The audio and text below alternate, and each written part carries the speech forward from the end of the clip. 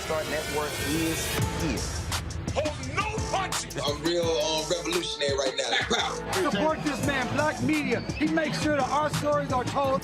Thank you for being the voice of Black America, Roland. Stay black. I love y'all. All momentum we have now, we have to keep this going. The video looks phenomenal. See, this difference between Black Star Network and Black-owned media and something like CNN. You can't be Black-owned media and be scared. It's time to be smart. Bring your eyeballs home. You dig?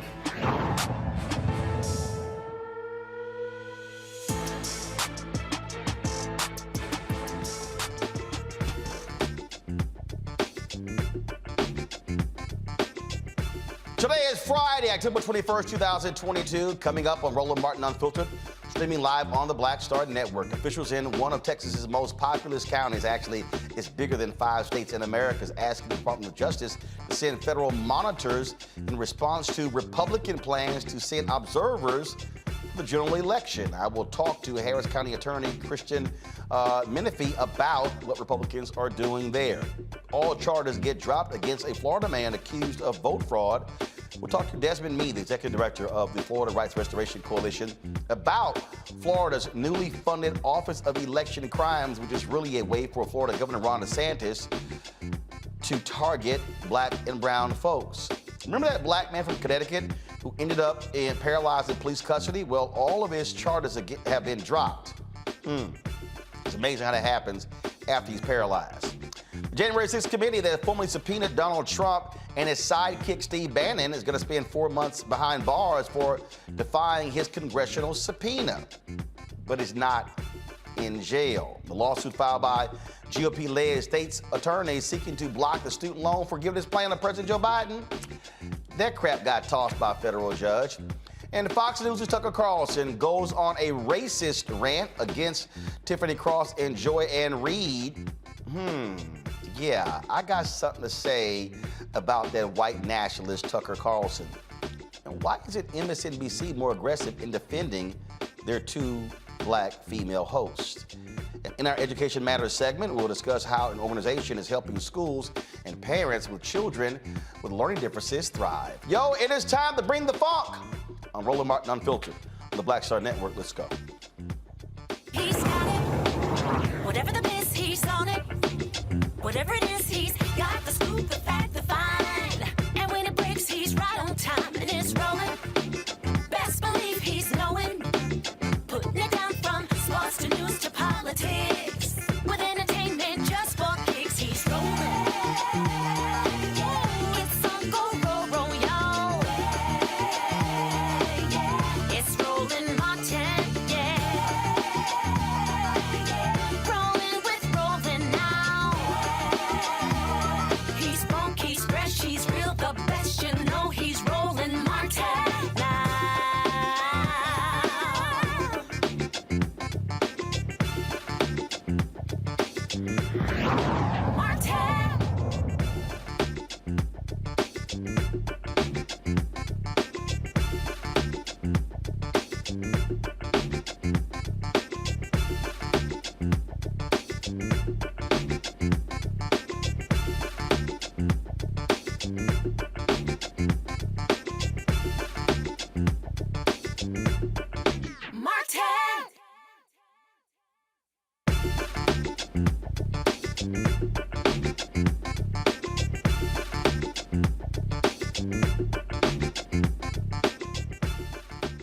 All right, folks, we told you how Florida Governor Ron DeSantis has been targeting black and brown folks formerly incarcerated there with his BS voter crime integrity, waste of money unit.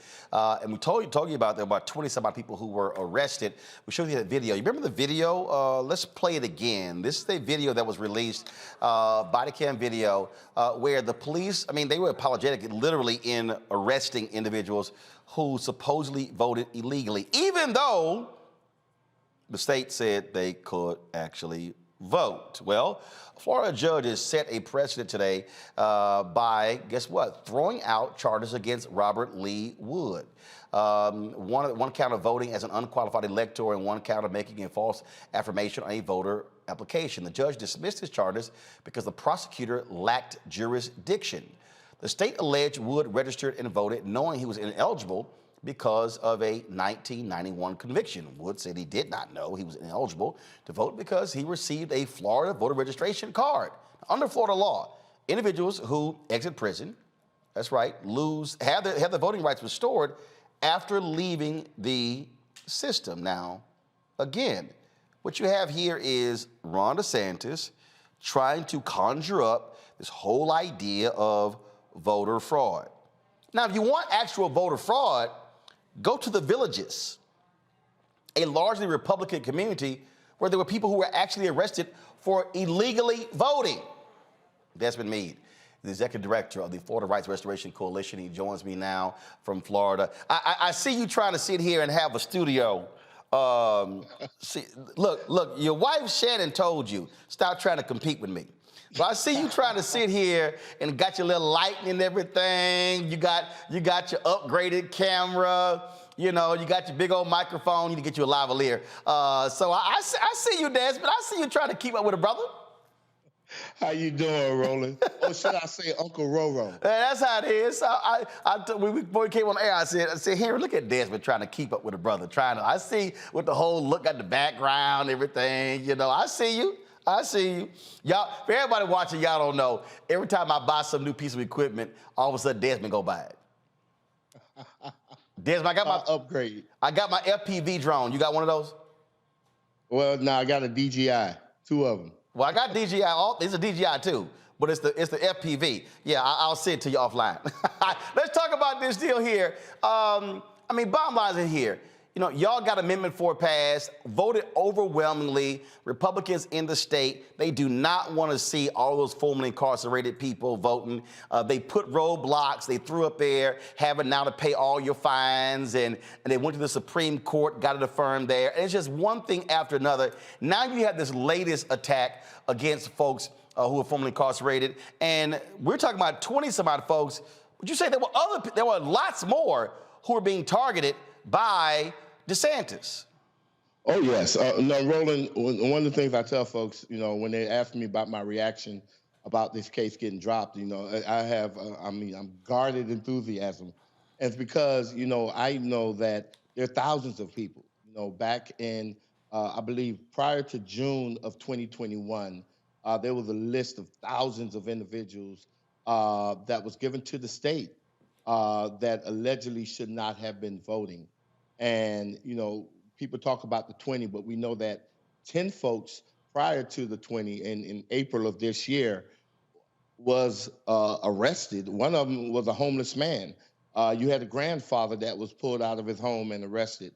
But I want to share this with you, Roland, because I think this really centers where I and my organization are coming from. FDLE did an investigation of the initial 10 people in Alachua County back at the beginning of this year. And one of the statements from one of the gentlemen that was under investigation was read like this: I wanted to be a part of civilization instead of being hidden away from crack and everything else in the dark hole.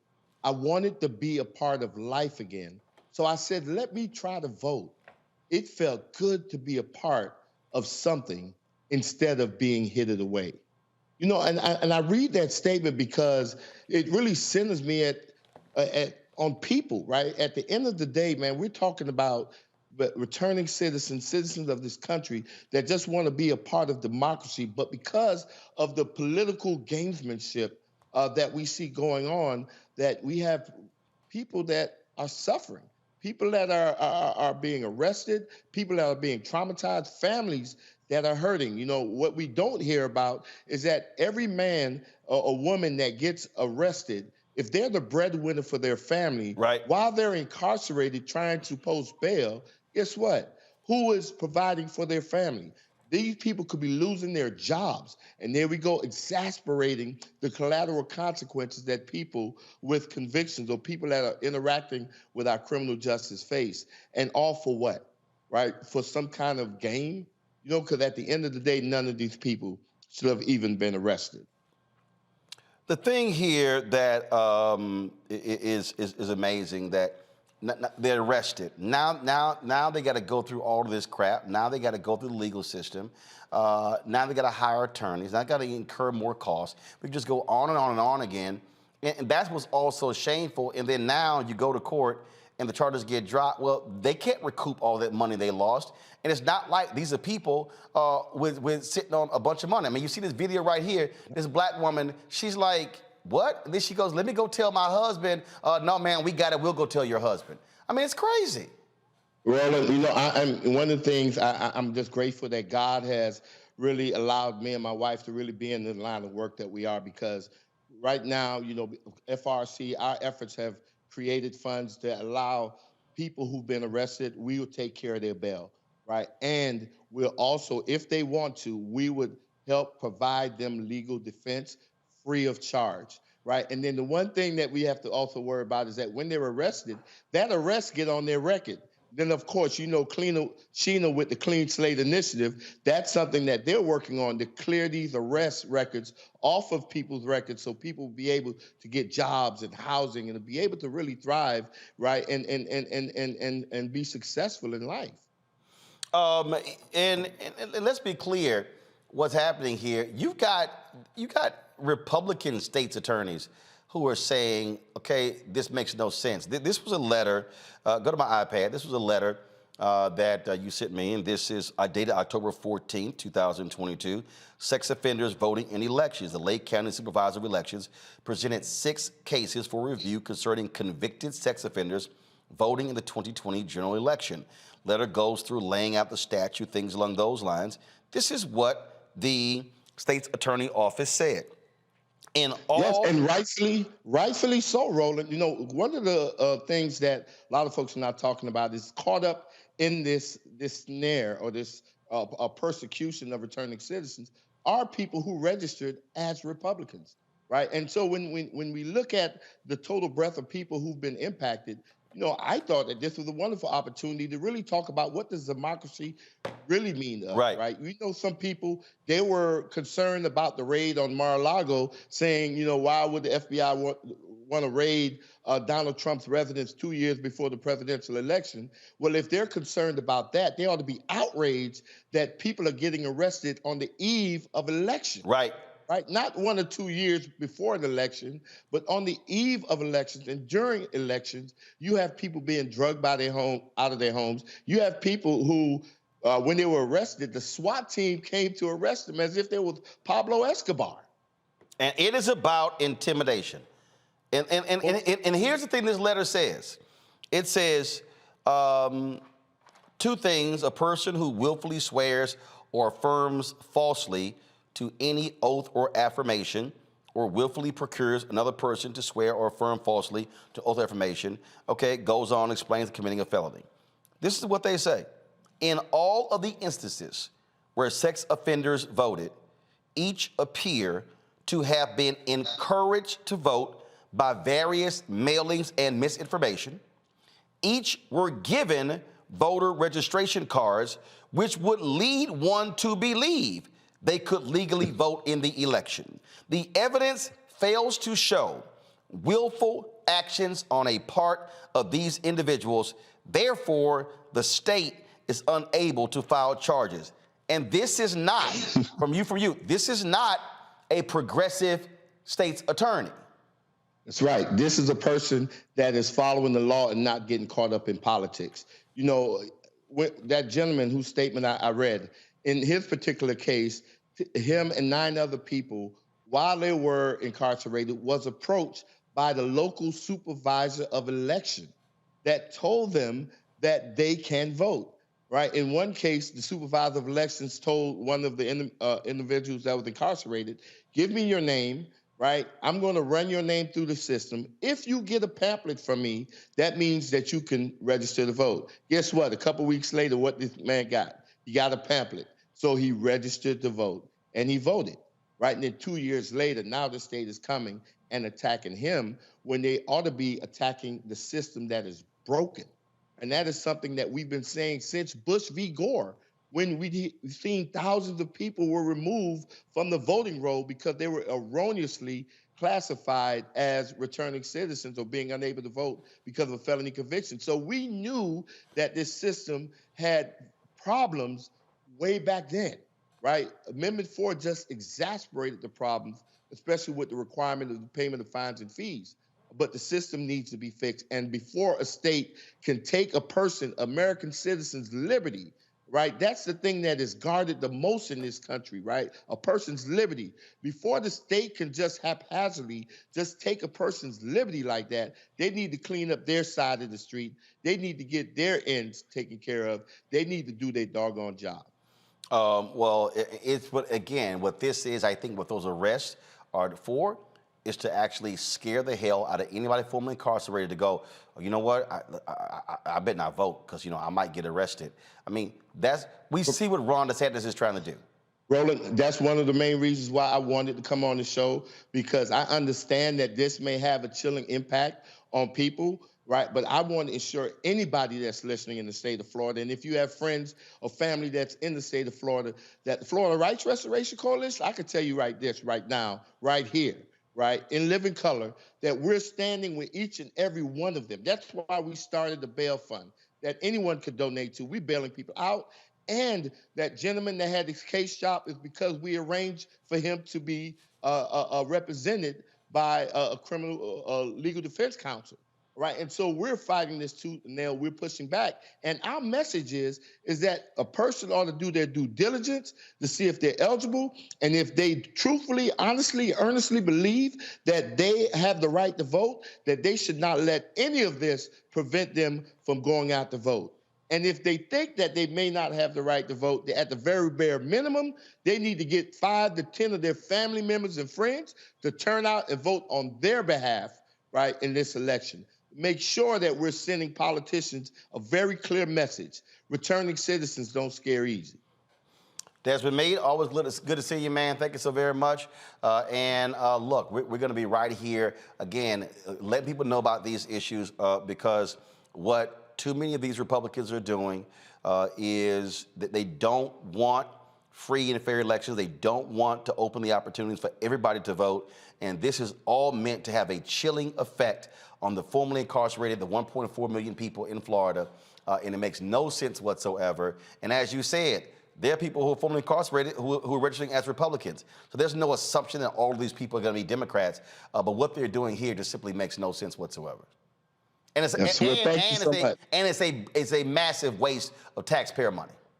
Oh, of course, it definitely is. And, you know, it's a shame that this is going on now. You know, one of the things I said earlier was that, you know, you would expect people who we elect into office or appoint into certain positions to not try to manufacture excuses for a failed system or a broken system. What we expect these individuals to do is to develop solutions, right, to these problems. Not put the blame on citizens when the responsibility is really on the state. All right, then. Desmond Meade, I appreciate it, man. Thanks a lot. Thank you for having me. All right, folks. Again, another example of what Republicans are doing is in the state of Texas. They cannot stand Harris County. Why? Because Harris County has gone blue in many ways. And so Republican Governor Greg Abbott, Lieutenant Governor Dan Patrick, the Secretary of State, the thug Attorney General Paxton, they have been targeting Harris County. Remember, they battled them when it came to the voting changes they put in place during COVID. Now they're trying to send in observers to look at the vote in Harris County. Why? No reason whatsoever.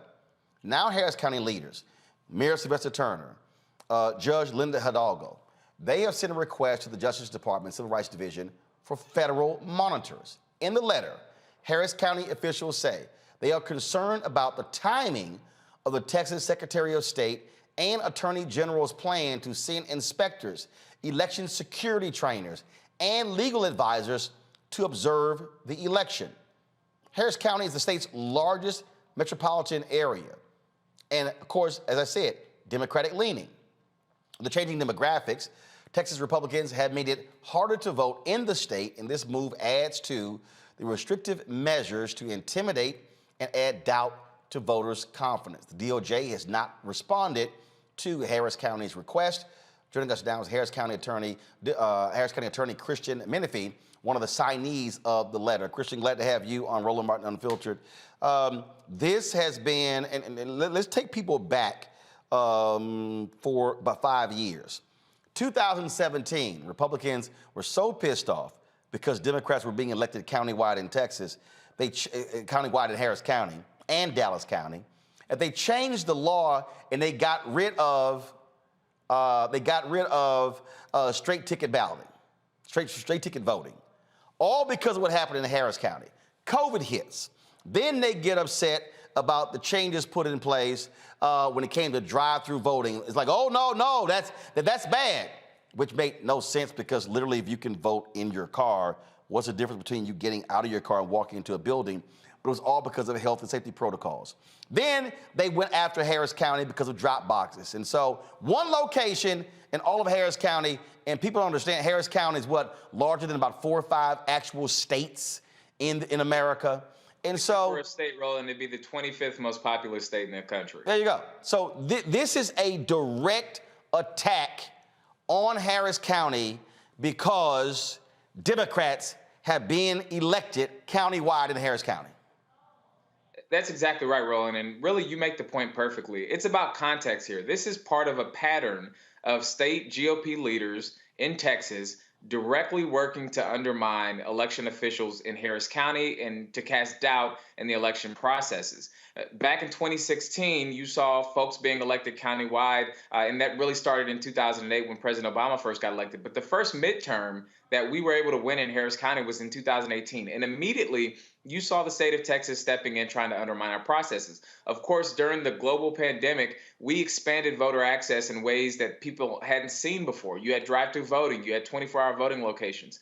Not only did the state come in and threaten to take legal action against Harris County for doing that, but in the next legislative session, they passed one of the most restrictive voting laws in the entire country, directly aimed at undermining the things that have been done in Harris County. In fact, on the floor of the Texas House, one of the representatives who was a sponsor for the bill took some language out of the Texas Constitution, which clearly has racist roots. It was intended to preserve the purity of the ballot box. They let us know exactly what these laws were about. Fast forward, we changed from a clerk administration system to an elections administrative system. And when we created that office, the state of Texas at first refused to acknowledge the creation of that position. And now here we are today, where they have announced a nonsense audit.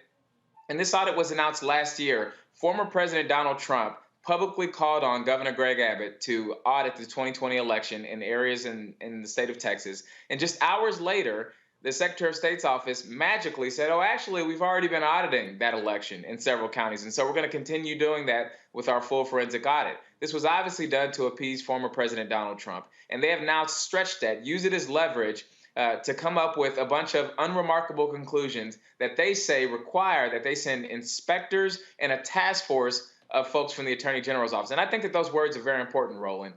Inspectors and a task force. They're trying to intimidate our election workers. They're trying to make people fearful of participating in the process. And that's why we're calling on the DOJ to send monitors to watch the state of Texas as they involve themselves in our election. And here's the crazy thing. He won Texas. But in Texas, they are pissed off at Democrats being elected in Harris County. They're mad. Republicans used to control Dallas County. Now Dallas County is flipped. The sheriff, the DA, judges, they're angry about that. They are upset. Bexar County, San Antonio. They've been upset with Travis County, where Austin is. They cannot stand what has been happening in these larger counties, and then they really upset with the white suburbs. But folks don't realize, in the 2020 election, Democrats were within 4 or 5 seats of taking control of the Texas House. That's what they're most freaked out about, because then if Democrats get control of the Texas House, the Senate is just hard because you've got all those rural areas of Texas, and so they're all going red. But they know that if Democrats control the House, they control the Speaker of the House. And they can't ram through gerrymandering and other bills, and they do not want the suburbs of Houston dictating politics in Austin. That's why there's a target on the back of every official in Harris County. That's right. These efforts were aimed directly at Harris County. You made the point that Dallas County went blue before Harris County did, and that's exactly right.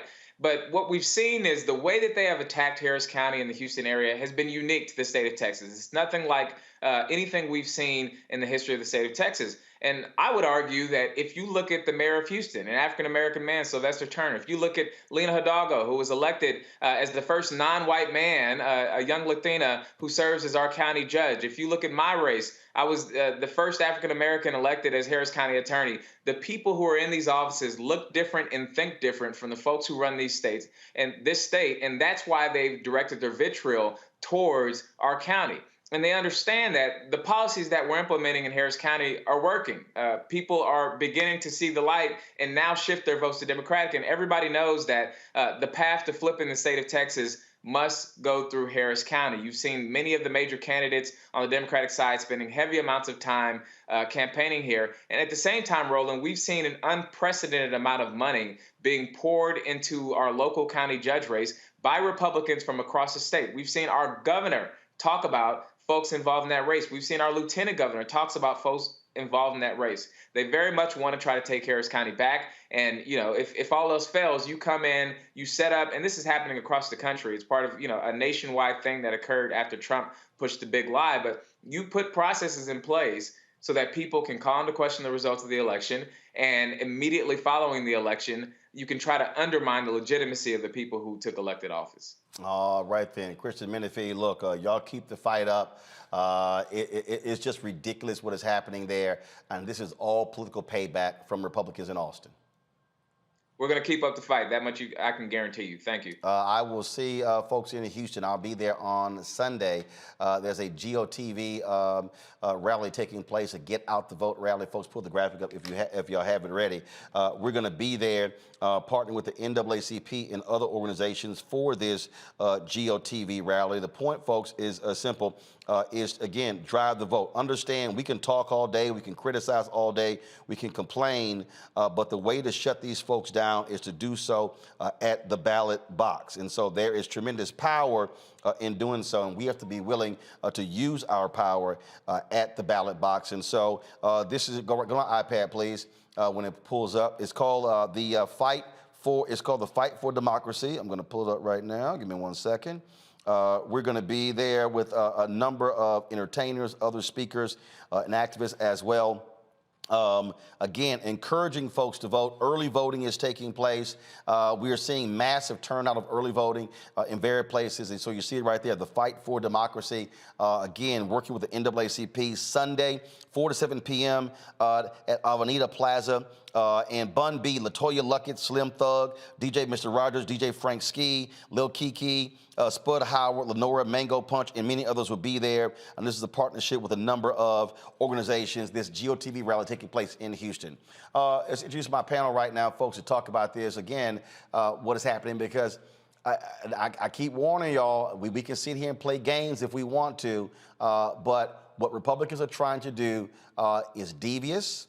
Understand how utterly ridiculous it is, and their whole strategy is to keep us from voting, because they know if we use our power and if we drive our numbers in a significant way, they cannot win, which is why I keep telling y'all, if we start voting at 70 and 75 and 80, 85, 90% of our capacity, we could flip elections all across the country, all across the South, the Midwest, the Southeast, but it can't happen when our turnout is at 35, 40, 45, 50%. It simply can't happen. Matt Manning, civil rights attorney. Michael Imhotep hosts the African History Network show. Dr. Nola Haynes, Georgetown University School of Foreign Service. Glad to have all three of y'all here. I mean, look, Matt, you're there in Texas. You take the case in Florida, how they're targeting folks, those formerly incarcerated. You look at what they're doing, trying to do to Harris County. This is all a part of the Republican strategy across the country to keep us from voting. This is classic voter suppression. Absolutely. There's no question that it's classic voter suppression. And as it relates to Florida, what's particularly interesting there is that Ron DeSantis, obviously we know he's doing all of this to try to get reelected, dispatch states attorneys who didn't even have jurisdiction. So the court threw it out because there was no evidence that the crimes actually took place in two different counties. And that's like a threshold issue. That's something that a basic prosecutor would look at and know whether they have jurisdiction or not. So that's what's particularly insidious, is that, they're going forward on claims that they know they can't prove because they want to chill people's right to vote. As it relates to Texas, you're exactly right. I mean, they attacked Harris County during the pandemic, trying to, I think, cut it down to one drive-through mail ballot box for an entire county of 4 million people. I mean, not even hiding their position and not even hiding their strategy. So I think you're right. I think the right to vote is completely under assault here in Texas. And Greg Abbott and Ron DeSantis, as I say every week, are both trying to use people as pawns to get reelected. All of this is not only the Republican strategy, but their individual strategy to try to stay and to leverage some of that, votes from the Republican base, and to let people know, look, we're doing everything we can to keep this America the way you want it and the way we think it should be. And they're not hiding that fact at all. Look, Nola, I mean, I can tell you right now, folks are watching, people out there who are like, I'm not quite sure. Look, there's a very deliberate effort by Republicans across this country. We can just go state by state. So this is not isolated. No, this is all by design, because they know if they shrink the electorate, they got a better chance of winning. Why is Donald Trump so angry? Because the electorate expanded in 2020 with mail-in balloting and ballot drop boxes, and Republicans are pissed that they lost. Absolutely. Well, first of all, it's really nice to be in studio, so I'm happy to be here. And it is strategic, and it's strategic and it's very dangerous. I often feel like, lately, like Thanos snapped his finger and like half of the population across galaxies disappeared. It's like he snapped his finger and we're like back in the 1950s before civil rights legislation. That's what it really feels like. The fact that the federal government has to come in and monitor voting, that is just mind-blowing, and it's setting a very dangerous precedent. And, again, by design and strategy, it's to intimidate voters not to vote, especially when we think about the change in our country. It has been over time, but it's also been abrupt in many ways. You have people who just want to live their lives. They want to get up and go to work, enjoy their own time with their friends and their family. We weren't thinking about having to get up and marching in the streets to protect our voting rights. So there's this level of comfort that we've all been in, to now we're waking up to a very different world where we're not mobilized the same ways in which we were. So I'm really happy that event is happening that you're going to in Houston.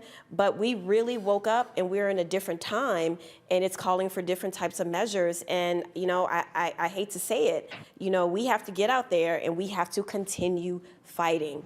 As tired as I know, especially Black folks are, we have to continue fighting, because we are not in a country right now where equality and equity are on par. We are still having to fight for just basic liberties, basic democratic rights, such as voting. Michael, when we walk through this, we walk through these issues, and people go, this is really not that big of a deal. It's not that alarming. What they're not understanding, when Steve Bannon and his minions out here are saying this crazy stuff, when they're talking about what they want to take over, they're serious. They are running people for secretaries of state. Absolutely. For election supervisors.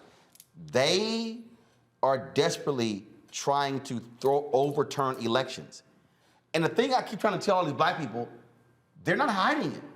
This is not overt. No, this is not covert. It's very overt. They're saying, if we win, Trump's going to win. They're saying it. Yep. And they're letting you know what's going to happen. They say they're going to impeach Biden. They say they're going to repeal the Inflation Reduction Act. But you talk about Stephen K. Bannon. Bannon said some months ago on his podcast that the way to political power in America today is through the local school boards. And if you study what's happened with the local school boards and the fights over banning books, the fights over critical race theory. This is funded by dark money. This is funded by, and they've organized numerous organizations. There was an expose by NBC News, and they estimated about 165 right-wing parent organizations across the country, okay, have been funded, and they get help from Fox News and politicized by Fox News, and they're using this to go from the grassroots up to the federal government and and focus on local offices, local politicians, local political offices from the grassroots up. We look at what's going on in Florida. I cannot stress this enough. I know, Roland, when you were interviewing Desmond Meade, and shout out to that brother, you were saying that this doesn't make sense or something like this. It makes perfect sense when you understand the history of Florida. Okay, Florida was the first state to have poll taxes in 1889, before Mississippi had poll taxes. Florida instituted its felony disenfranchisement law in 1868, 2 years before the 15th Amendment was adopted. And when you go research the history of Florida, they did this. They instituted felony disenfranchisement laws in a state that had a 48% black population. Almost half of the state of Florida, after slavery ended, was African American, and they knew that if they did not put laws in place, these black people would vote and take over the state legislature. Yep. Okay? So this makes perfect sense. What we have to understand is that this may be our last free and fair election here in 2022. That's real. This people don't understand how dangerous this stuff is. These people are playing for keeps. Indeed. Got to go to a quick break, folks. We come back, we're going to talk about an effort to combine comedy with voting. It's all about, folks, using every tool at our disposal to turn people out in this November midterm elections. We'll discuss that next on Roland Martin Unfiltered, right here on the Black Star Network.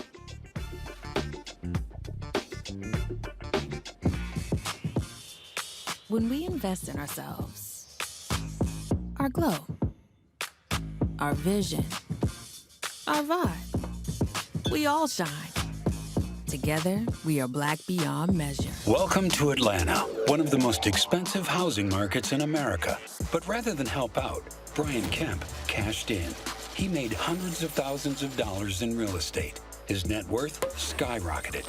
And while Atlantans struggled to stay in their homes, Kemp gave $10,000 tax handouts to the richest Georgians and a nearly $700 million no-bid contract to his campaign donor. Brian Kickback Kemp, making Georgia work for him, not you. When we invest in ourselves, we all shine. Together, we are black beyond measure. Hi, I'm Vivian Green. Hi, I'm Wendell Pierce, actor and author of The Wind in the Reeds. Hey, yo, Peace World, what's going on? It's the Love King of R&B, Raheem Devon, and you're watching Roland Martin Unfiltered.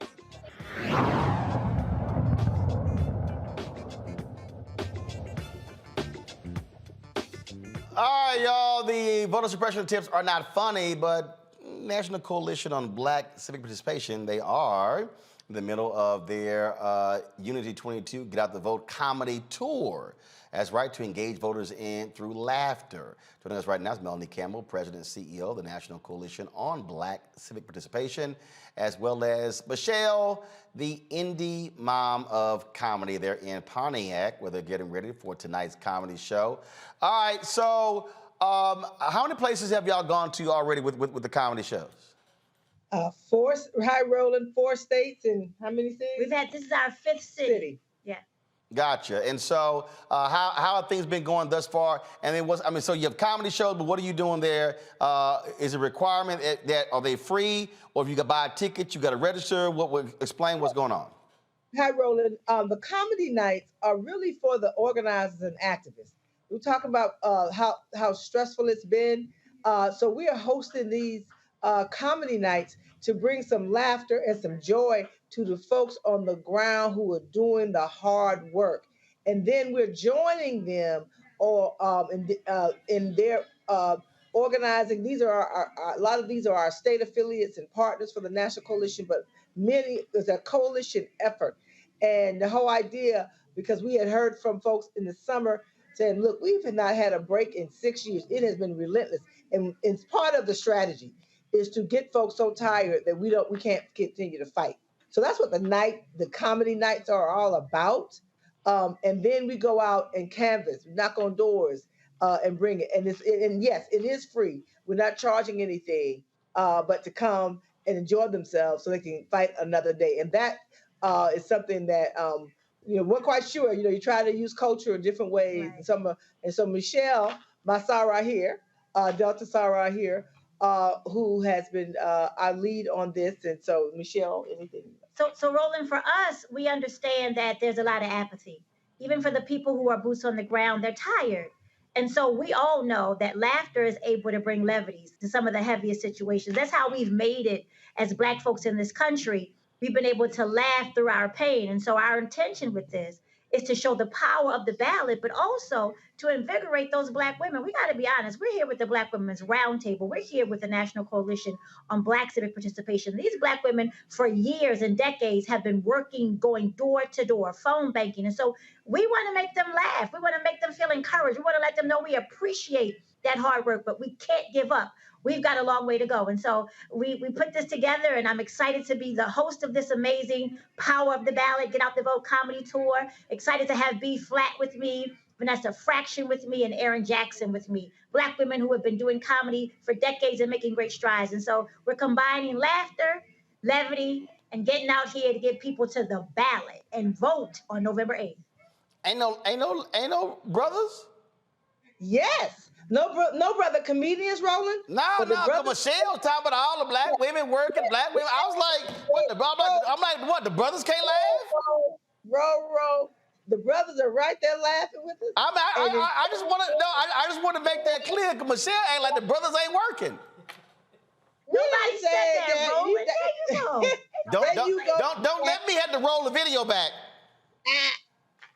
Anywho, we are right there. And look, everybody's coming in. Yes, it's Black Women's Roundtable, but we got the Black Women Initiative down there. We had John Taylor with us on the ground. We got brothers right there with us, laughing as well. And also, we're leveraging the power of the Sister Vote, power of Black women who are leading in this work on the ground. But the comedy night is for everybody that wants to come, that's doing the work. Absolutely. You can come, Roland. Look, I ain't dealing with you. The last time I had to deal with you, so I ain't. Thank you for showcasing a lot of what we're doing on the ground. We know you're all over the place too, but if you find a minute or two to come join us, we're actually extending it, and we're going back to when we leave Michigan, we're going to Philadelphia and Pittsburgh, but we're going back to Florida and Georgia. We to help them with the final push. In Florida, we're going back because when we were there for the comedy night, a lot of they're dealing with it still, even though they don't talk about it on the news as much. That storm really impacted Black communities. So we're going back to Daytona. We're going to be on Bethune-Cookman's campus, and we're going to Orlando as well as other parts of Central Florida, and then we're coming back to Georgia. To close out right through election day. We're not going to let off the gas until election day. Oh, well, absolutely. And so that's great. Sounds great. Comedy is great. And so, Michelle, what your hair gonna stay that color through the whole tour? You know what? See, that's what you petty. That's what I'm just asking. I'm just asking. You Petty Murphy. I'm just look. I'll admit to being petty. Acting like a good alpha man. Come on now. What? I'm just saying she got Delta red hair. What? Why? Representing and making these folks laugh and getting them to the polls. That's the whole point. I don't care if I got to wear a zebra wig. I will do whatever it takes. Units. We got our units. We got units rolling. And so units and cat suits. Okay, all right. All right. I appreciate it. Good luck. All right, tell people where they can go get more information. Tell people where they can go to get more information on the comedy tour.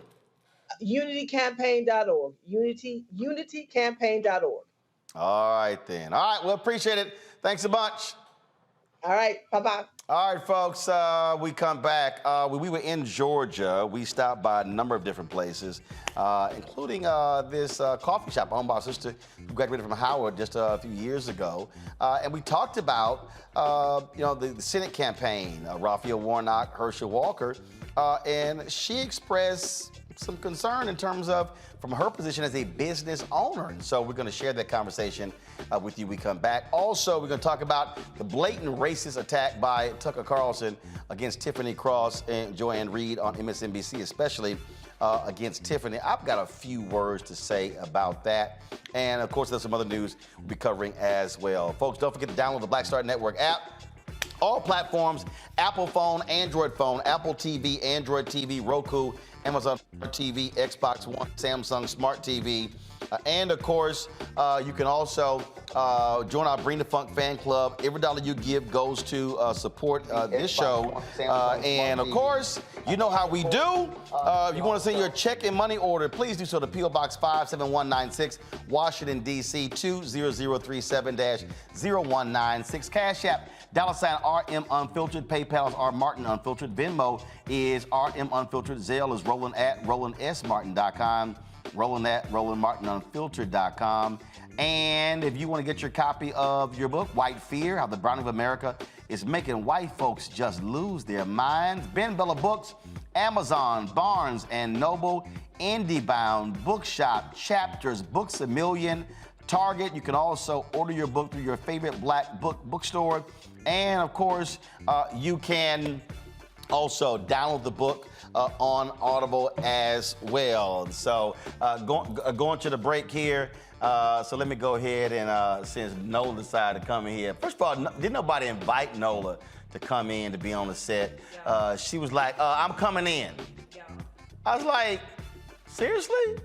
Seriously? I should have made take a COVID test. So she's from New Orleans. Let me go ahead and I was playing some Johnny Gill earlier. She had no appreciation for Johnny Gill. No. Yes. What did you say? What did you say, Nola? I didn't know one song. What did you say? One song. No, that's not what you said. You like, well, I don't even know last time I listened to anything Johnny Gill. See, he putting extras on it. You putting extras on it. No, I didn't. Yeah, you are putting extras on it. That's what you said. I'm just not up listening to Johnny Gill. Well, you need to step your music game up. Oh, okay, I got to step my music game up. Yeah, because right now it's lacking, y'all. Apparently it's lacking. I was about to snatch that Johnny Gill is the barometer that black of blackness. card is about to get snatched. Johnny Gill is the barometer of blackness. No black card is in review. Oh, Lord. So, y'all go get y'all Johnny Gill now. Yeah, y'all damn sure better go listen to my man Johnny Gill. So let me go ahead and go to break with this right here. So I guess, she'll wake up now. Since she coming to my Please show. don't play no Juvenile. You about to play She coming to sleep. 1, 2, 3, 4. All right, y'all. I'll be back to Roland Martin Unfiltered in a moment.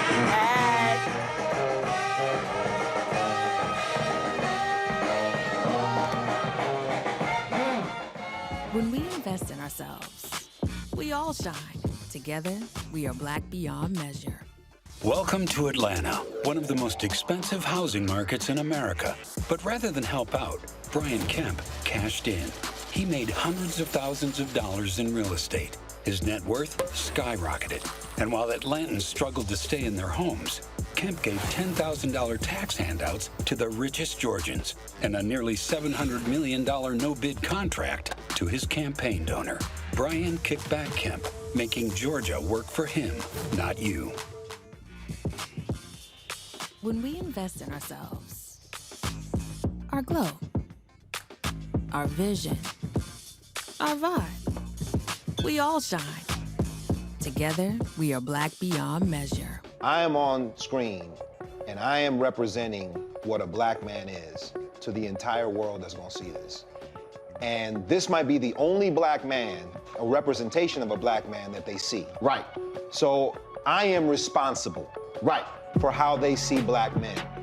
And it's my responsibility to, if I am not playing an upstanding, honorable, someone with a strong principle or moral core, to make sure that this character is so specific, right, that it is him, not black men.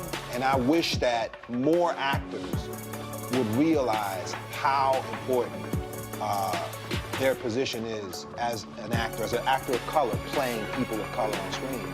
Because there are people that see us all over the world in these different images that we portray. And not everyone knows black people to know. Yes. That's not all.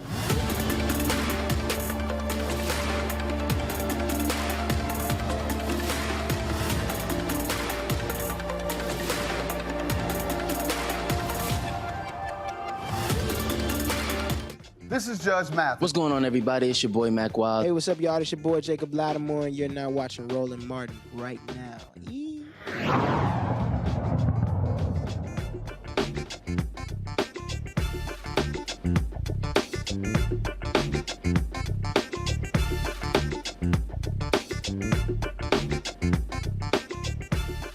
All right, fam, when we were in Savannah, Georgia, we stopped by several black-owned businesses, encouraging folks to vote. One of those places was called the Culturalist Union. E.B. Elm, she is the owner of that. She's a graduate of Howard University. And we had a good conversation going by her place. And so check this out.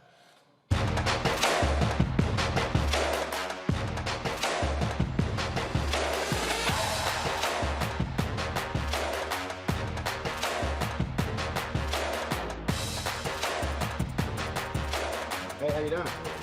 Yeah. How's it going? Good. Hey, how you doing? This is the homeless elderly gentleman. Hey, how you doing? How are you? Doing good? Yeah. Feel cool? Nice to meet you. All right, good to meet you. Yeah. I've actually met you before. Really? Yeah, at Howard University in 2019. All right. Came to the theater department, did a little work series there. Oh, it was a panel conversation. Mm-hmm. Yep. Yeah. Absolutely. Cool, cool. I'm glad you're here. All right, absolutely. Full circle moment. Oh, yeah. So how long you had this spot? Since Juneteenth. Okay. Yeah. Cool, cool. Yeah, it took us a minute, but we did it. Uh-huh. I said it took us a minute, but we did it. Okay. Crowdfunded and. You crowdfunded? Yeah. Really? Yeah. So how much did you raise? About 175. Okay. Over 3 years. Uh-huh. And Harvard State helped us reach our goal. So, black-owned business, black-owned community, been good. So how has it, so you said since Juneteenth of this year? Yes. Gotcha. So about 4 months. Yeah. Okay. Yeah, we're creeping on 6 months. So how has it gone so far? It's been good. It's been a blessing. It's steady. So. Now, you from here? No, I'm from Pontiac, Michigan. So how'd you pick Savannah, Georgia? I am an Army brat. Then I was in the Air Force for 10 years. And when I got out, my parents retired here, and I went to SCAD for performing arts, and then I left SCAD, and then I went to Howard for theater management. Got it. Decided to come back here. So you went to Howard for theater management, and you're on the coffee shop. And I own a coffee shop. Okay, well, so more than just a coffee shop. It's a gathering space. So we do events here. Right. We have our marketplace that has about 50 black-owned sole proprietor businesses. And yeah, we do our thing. So yeah. Yeah, but how did you come up with this concept? Like, where did it come from? It was kind of a smorgasbord of all of these places and things that I've collected over my years of traveling, and I just wanted a place where black creatives could come and, feel centered and take up space. So what you really wanted was you wanted a black creative space that kind of got coffee on the side. You got it. Okay. All right. Cool. Yeah. Cool. Yeah. And so folks have embraced it. Yeah, they have. Okay. Yeah, they have. So it's been good. It's been good. Right. The mayor comes through sometimes, so it's been a blessing. A lot of has there been lots of talk and stuff with regard to the election? Yes, we do a lot of bipartisan forums here. It's about voting, making sure that they know what's on the ballot, and what issues are center for us in our community. Yeah. I was here in 2020 and said we did the same thing. We actually visited the different black-owned businesses. Okay. And so that's one of the conversations that I've been hearing on the state side with Abrams, Kemp, but also on the federal side. One of those conversations has been like folks talking about entrepreneurship and black-owned businesses here in Georgia and how politicians can help with that. Right. You're asking me how it can help? Have you participated in those conversations? What have people been talking about? I mean, is that an issue It is an issue. I would say the number one issue is access to capital, access to funding opportunities. For me, I didn't have that opportunity. I was a single mom. My credit was limited. My access to my network and net worth was limited. So I had to crowdfund in order to actualize this dream. Whereas I've had counterparts, white counterparts who've been able to walk into a bank with the same circumstances on paper and, get triple, quadruple the funding that I've been able to receive. Right. And so, I don't know how to move that conversation forward, but I definitely know that it's an issue that needs to be addressed immediately, because there are a lot of Black businesses that just need the funding.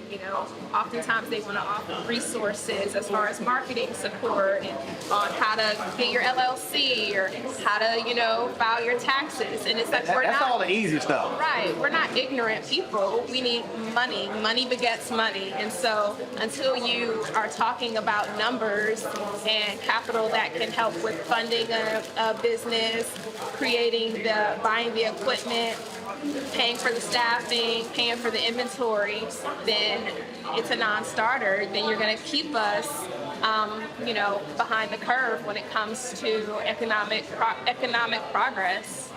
Now, did you come from entrepreneurship family? For me, I did.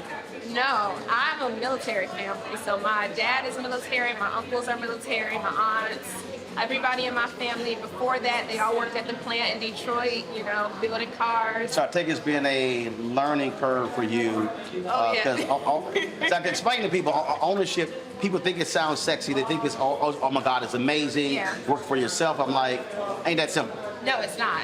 There's a lot that goes into owning and operating a business beyond what it looks like. There may be people in here, but at the end of the day, I have to go home and I gotta, reconcile my budget and I gotta figure out inventory. And again, I gotta figure out where this money is gonna come from, because you think it's just an even exchange. Somebody gives you $1. That dollar has to pay for all of this, And so, yeah, it's a learning curve. So when it comes to, let's say the Senate race, you got Raphael Warnock running against Herschel Walker. And what have you heard from them on the business side that's been appealing to you? I would say that Herschel Walker, as ridiculous as some of his ideals and his platform, when it comes to tax incentives, they have been more appealing to me. Warnock seems to be offering, as much as I want to vote for him, more of the same. And so for me, it's like, well, what do I do? Because I don't want to vote for someone who's morally corrupt, but I also don't want to vote for someone who is not going to make me and my business a priority. So it's one of those things where I'm just going to have to So you haven't decided? figure it out. I have not decided. And do you think that, because I've heard that from other folks as well, that, it's on one hand, we have folks who talk about, oh my goodness, we've got all of these Black women who are starting businesses. We got other African Americans who are starting businesses.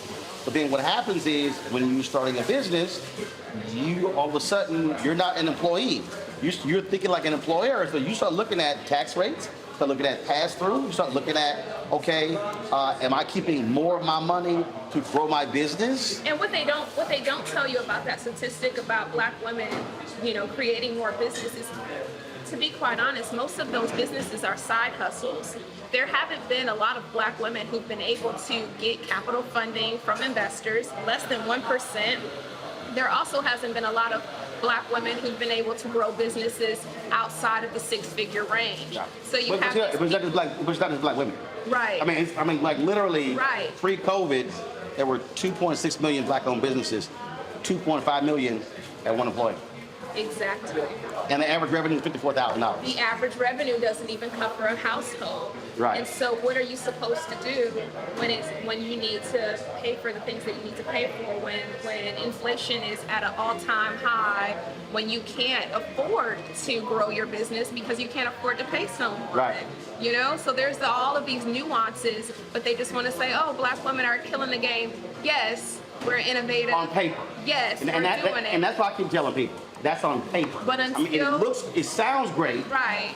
Until you go on and like, hold on, let me actually look at Right. the data And then it's a whole different conversation. Right. So until the numbers make sense, until we're actually talking about some ceiling breaking numbers, some numbers that actually can fund and support a family, then we're talking about side hustles. So I'm going to go back to the point you just made about businesses, because somebody watching may say, "Oh my God, that makes no sense." And when you look at all these other issues, but when you're an owner, and again, I think a lot of people don't understand what that means. That means your business is the center of everything. It drives all aspects of your life. It does. And so I won't say your children are a priority. I won't say a spouse is a priority for owners. But in many ways, the business is the priority because it feeds everything. It feeds everything. And oftentimes, especially for first-time business owners like myself, your personal credit is wrapped up in the business. Yep. So when it comes to home ownership and you bought a business, that's a whole nother conversation. Or if you need, an emergency happens or payroll happens, that's coming out of your personal funding. Yeah. Because your personal credit is a part of that conversation. Right. And so I just don't think that people actually realize the nuances that comes with business ownership. So what would you want to hear more from Warnock on as it relates to appeal to you as a business owner? I want to hear more about equitable funding opportunities. I want to hear more about equitable tax opportunities for businesses in low-income communities. I want to hear about more capital investments for revitalizing buildings in low-income communities. If I can go and purchase a building in my hood and renovate it with government funding and tax initiatives, and then I'm able to employ someone using tax benefits and tax initiatives or splosh funding or whatever, then you're giving me an opportunity to actually achieve this American dream that everyone else is talking about. See, that's why when Tim Scott and Republicans talk about opportunity zones, I keep trying to explain to them, that's for mega developers to park money. Yes. That's not an actual opportunity zone. Right. To me, what you just described is an opportunity zone. That is, or as I think about, I've covered City Hall, tax increment financing districts, where the money actually stays in that. What you're talking about is, so imagine if this was a TIF or you had funding mechanisms set up to say, all right, we're going to encourage people to open businesses in this location, in this corridor. And then giving us access and first dibs too, because oftentimes they will say minority, and then that will feed into white women, or right. That will feed into LBGT, gay men, and not taking away anything from them. But your point about MWBE, right? Because really, when it started, it was supposed to be black. Right. So, like for me, I'll tell you, one of my biggest dreams right now is to open up another one of these coffee shops near SSU, Savannah State University. Savannah State University is an opportunity zone on Waters. I would love to be able to acquire a building, have the resources to, revitalize that building, have the funding to hire a staff, get that thing going, and then provide a service to HBCU students in this community. But I don't have access to capital. I don't have resources to revitalization. I don't have tax benefits to support the staff, buy the equipment, or any of the things that I need to actualize that dream. And because my personal credit is wrapped up in this, yep. And they're not offering any sort of opportunities for minority business owners, women, men, regardless, especially low-income business owners who have proven themselves, then you're kind of stuck. And you're in this cycle of just barely making it. So that's what I would want to hear more of. Like, how can you help us help ourselves? And build, grow, expand. Absolutely. Because I say the same thing. I said the biggest issue for black businesses, I said, is capacity. And in fact, people got mad at me when I said, I don't want to hear anybody else talk about starting black-owned businesses. Like, oh my God, what do you mean? I said, no, I'm talking about you have to grow them. Grow it. I said having a bunch of business is one person, and you're right, it really is a side hustle, as opposed to having 5, 6, 8, 10 employees. Like, so for instance, when you, how many employees do you have here? I have 4. Got it. And so when you started, that's what you started with? No, I started with me. Got it. And I still work behind the bar. Right. You know, my employees are part-time because, again, I can't fund a full-time employee. Right. I can't fund a manager. So not only am I, you know, the manager of this marketplace, which is an entire different business, I'm the manager of the event space that we hold, which is an entire different business. And I have to be behind the bar because, again, the resources just aren't there. Right. You know. Right. So until you're driving revenue, Right. at the end of the day, you've got to do all of those jobs. Again, and that's what I try to explain to people. That's the unsexy part about entrepreneurship. Again, this notion that you own it, you could just chill and relax, just direct people. I'm like, nah, that ain't it. I'm not there yet. I don't know. Maybe one day, you know, as we grow and as we, you know, acquire more. Right now, you know, I'm in the hustle. I'm in the fire with everybody else. So. All right, sounds good. Yeah. All right, well, I appreciate it. Thank you. All right, thanks a bunch. Thank you. You know what? When it comes to these elections here, folks, what you're looking at is choices that voters are making, and the thing here, Michael, that if you look at data here, what's happening, and you got people like you got a lot of Republicans out there who are ecstatic. They think that it's trending in their favor. The folks out here predicting it's going to be a major red wave. You've got Morning Joe going on and on and on today saying that old Democrats, progressives are ignoring voters when it comes to crime, how all of a sudden crime is like the dominant issue. And no, crime is a dominant issue because Republicans have been lying about it. You had the district attorney who was recalled in San Francisco, and the folks were like, oh my God, crime's out of control. Yet when you look at the actual stats, it actually wasn't. Right. Same, you know, and so now same thing, and so we're seeing what's happening. And so one of the things that I think often happens is that Democrats allow, and we discussed this the last couple of nights, Democrats too often allow Republicans to set the parameters of the debate. And so then the debate is on those issues. So now it's, oh no, and then media goes, well, you know, the focus, everything is, you know, the voters care about crime, they care about inflation, they care about gas prices. Well, here's a perfect example. How many media outlets bitched and moaned when gas was going up, yet when gas prices fell for 99 days, no one talked about it? Right. For everybody who's watching, how many live shots happen on local TV stations, on network TV stations, showing gas prices falling? Mm-hmm. But all the stories were on gas prices increasing. And so we can't act as if media doesn't play a role in shaping the narrative of what people are talking about. Yeah, media plays a role, and I saw Morning Joe this morning, and Charles Coleman did a good job for an Omega. He did a good job of really articulating how crime becoming an issue in a campaign can be racialized. And he really took Joe Scarborough to task on it as well. He did it. It was a textbook analysis of how he did it. But what's happened is something that many analysts predicted was going to happen. Dark money has come into the campaign, and when we see these races tightening in Pennsylvania, in Wisconsin, these Senate races, we see that Republicans have spent over the past 2 or 3 months, something like that, right around dealing with crime, about $240 million. Washington Post had an analysis on this a couple of days ago. And we see things like in the Georgia gubernatorial race, we see ads of Stacey Abrams with her complexion darker. We see ads of Mandela Barnes in Wisconsin, who's running for governor of Wisconsin. He's lieutenant governor now.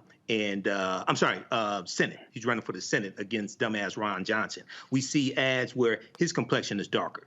And we see them running another Willie Horton ad on white suburban women okay, on white suburban women, scaring them about crime. And Democrats should have seen this coming.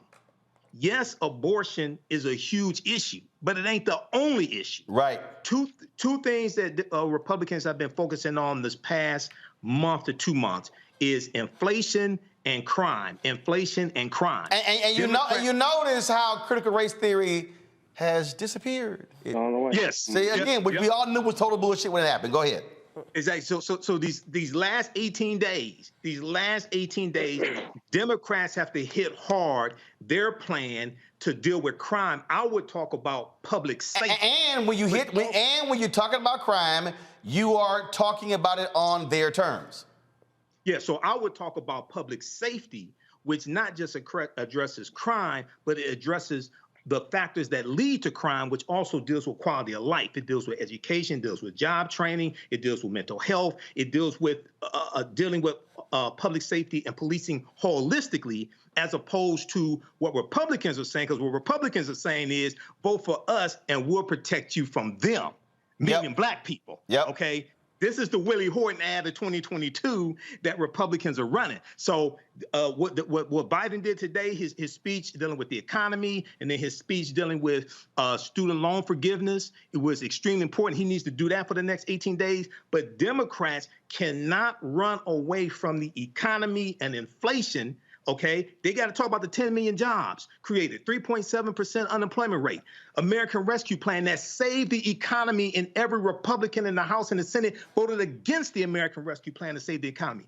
Inflation Reduction Act, every Republican in the House and the Senate voted against the Inflation Reduction Act, but they want to cry about inflation. You got to hit them hard for these next 18 days. Nola,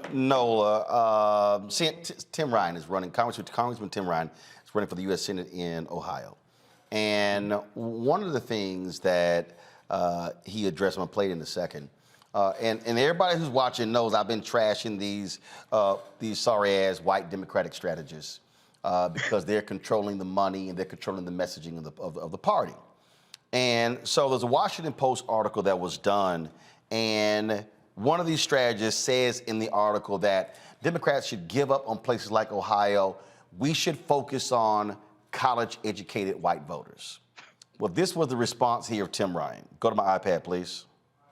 Yesterday, in the Washington Post, there was a national Democratic consultant, high-level consultant, that said, we can't play in places like Ohio. We shouldn't really go after seats in places like Ohio. We got to go to the states that have more college-educated people.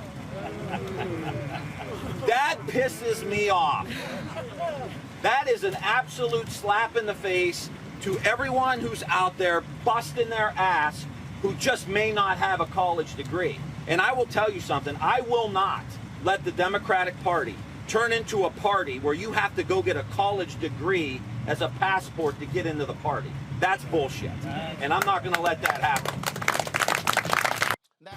Now, Nola, this is the same Tim Ryan who, for some reason, Chuck Schumer's PAC refuses to put any money. He literally is running neck and neck against J.D. Vance. Democrats are operating from this vantage point of, well, Trump blew Hillary Clinton away, beat her by 450,000 votes in 2016. Biden lost the state by 8 points. But here's the crazy part. They're putting money into the race in Nevada, and the Republican is leading. This race is actually tied. So when I hear that white Democratic strategist, that Democratic strategist, we don't know if they're white. Yeah, we do. Say that's exactly what they say about candidates who run in the South, where black folks are. And this is one of the reasons why. So if you start shrinking your possibilities, you're not competing in places where you can potentially win because you're not even trying to compete for those voters. That's what Tim Ryan is saying. You know, absolutely. And I have 2 points to make about this as a Southerner and also as a professor teaching at colleges. So I think that a large part of the problem is that we are not dealing in traditional politics. I think that a lot of these kind of ways that we used to operate in, the traditional metrics, are not going to work. And people need to understand that the landscape has vastly changed. I don't know where people get the idea that college campuses are these liberal bastions, that people like me are somehow in the classrooms, trying to convince all the kids to vote blue. That's not what's happening. And actually what I am seeing in some of the universities that I've taught in, I've actually seen a more kind of turn towards conservatism. So this kind of idea that we need to get more college educated kids because, this kind of trope of that's like where all the liberal future elites are, that's not necessarily true. And then as a Southerner from the very deep South, it's also, it's condescending. And it's not only condescending to someone like me, but it's condescending to maybe one of my cousins who literally, work on a bayou and fish for a living, because they internalize it. They're like, well, they're not for us anyway. They're not thinking about us anyway. So why would I even care? First, to go out and vote during midterms when it's always historically low. And then secondly, why would you want to give somebody your vote when they're not even interested enough to target you in a positive way, to actually go after your vote as if it has value? So, those two things alone tells me that we're not always playing on the same field because, like you mentioned earlier, the bullying and the messaging, which is why it's always louder, which is why it's always dominant, we're sticking to traditional politics in terms of metrics, in terms of going high when they go low, stats, versus narrative.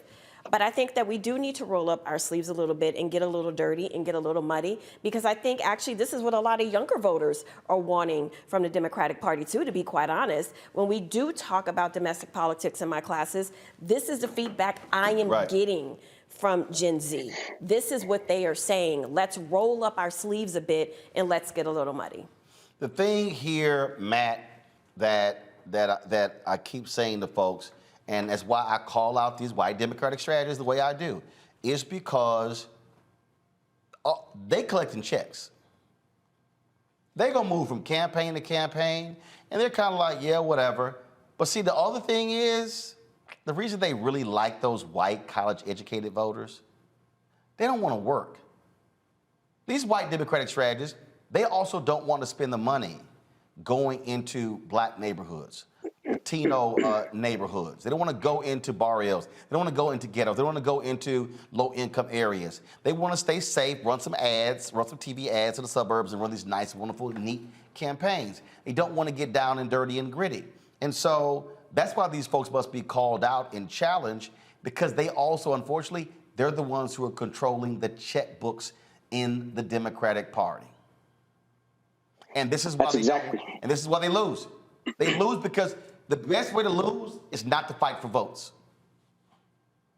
Yeah, I think this is exactly right. I think it's as big a strategic blunder as you can make, particularly because we've seen so much populism from Trump and his cronies in the Republican Party. I mean, this works directly against your interest if you alienate people who might otherwise be able to come over to your cause by saying, if you're not college educated or you're not of the ilk of the people that we want, we're not going to appeal to you. That seems to me to just be per se a strategic blunder. But on top of that, to your point, I mean, I think Michael said this earlier, Republicans are playing for keeps. Democrats are playing for likes. The Republicans are playing for keeps. We see that time and time again. So obviously the people who are in the strategy positions and who control the purse strings are not making some of the smart decisions. Case in point, here in Texas, I saw just yesterday, I got an email that Jessica Cisneros is running against Henry Cuellar, and the DCCC is paying Henry Cuellar despite his conservative leanings and the things that he's done, showing that he's not really, for the Democratic cause. So, I mean, I don't even understand some of the decisions they're making behind who they're backing and who they're not backing, including the sister that you had on from Florida last week, who said that they are choosing a different race despite hers being very competitive and having a big number swing that could mean that that district will go to her. So with that being said, it just seems like these strategists have heads in the sand, particularly because the trend right now with the populism on the Republican side seems like that's the last card you want to play, is appealing only to college-educated liberal folks. Yep, absolutely. That's what's going on. All right, folks, hold tight 1 second. When we come back, our Black and Missing. Also, Tucker Carlson shows his racist, misogynistic attack on black women last night. Yeah, I got a few words to say about that, but also, why isn't MSNBC and NBC being more aggressive at protecting their own? Yeah, I'm going to speak on that next. You're watching Roland Martin Unfiltered on the Black Star Network. Hey, on YouTube, y'all watching, stop sitting on y'all asses and hit the like button. It's damn near 3,000 of y'all watching. We got less than 1,000 likes. Can y'all explain why? Y'all love commenting. Hit the damn like button. It ain't hard. Click, move on. It's free. Like, literally, it doesn't cost a dime to hit the like button. Hit it. So when I come back, I should see us up to around 12, 13, 1,400. No, damn that. We should be at 1,500 likes, okay? So hit the button. Same thing on Facebook, on Twitch, on Instagram, and same thing on the Black Star Network. Hit the like button, hit the share button as well. Download our app, Black Star Network, Apple phone, Android phone, Apple TV for Android TV, Roku, Amazon Fire TV, Xbox One, Samsung Smart TV. Join our Breeder Funk fan club. Say check in money orders to P.O. Box 57196, Washington, D.C. 20037. Come on, let's go. Washington, D.C. 20037-0196. Cash App, $RM Unfiltered. Y'all sleeping there. PayPal, R Martin Unfiltered. Venmo is RM Unfiltered. Zelle is Roland at RolandSMartin.com. Roland at RolandMartinUnfiltered.com. And of course, buy the book White Fear: How the Brown of America is Making White Folks Lose Their Minds. Ben Bella Books, Amazon, Barnes & Noble, IndieBound, Bookshop, Chapters, Books A Million, Target, and of course, you can also download the book on Audible. You can also get it from your favorite black bookstore as well. And so what am I going to play going to the break since Nola's in here? Seriously bugging a brother. Sitting. Yeah, let me tell you what Nola did. First of all, Nola came in here and you know what's about to visit your house? Nola, one of them black folk come visit your house. She's like, why you got the music all the way up? I can't hear. And then she's like, are you burning candles in here? And I was thinking, is there anything else? Like, I'm listening to your lies. Go ahead. no, I'm just saying. I mean, is there anything else you want me to not do that I normally do since you here? Didn't nobody say nothing about that ashy candle that you burning? Didn't nobody say nothing about it? Isn't that the name of the nail candle? Polish, ashy candle. It smells good. But I'm just saying. I sat here and mind my business. No, I was you taking my notes. You made fun of my pen and paper. You like commenting on. Y'all, then she gonna say, why you gotta have all of my pads? I didn't do all that. Yes, you did. I didn't do all this. See, this is what, right here, next time Nola comes in the studio, I want cameras rolling the entire time so we can roll back so y'all can see, y'all, this is how it was. Lies. Y'all, come on, no, like, why you got all of my pads? Lies. Why you got all of my I did say that. I did say that. Yeah, you No. I said. Now she's what admitting. I said was, how many iPads do you need is what I said. That's exactly what I said. But the rest are lies, y'all. I told y'all, Mentiras. this is what happens when certain black people come to your house and they want to start telling you about your house. Your house. I was minding my business, y'all. Minding my business. That's all See, I see. See, now, because see, y'all be hitting me when you bring the panel back in studio. Exhibit A. Exhibit A. Mama, don't listen to this man. Exhibit A. Right, even your mama watching. Your mama texts you. Mama said, well, I like rolling top. I like rolling top.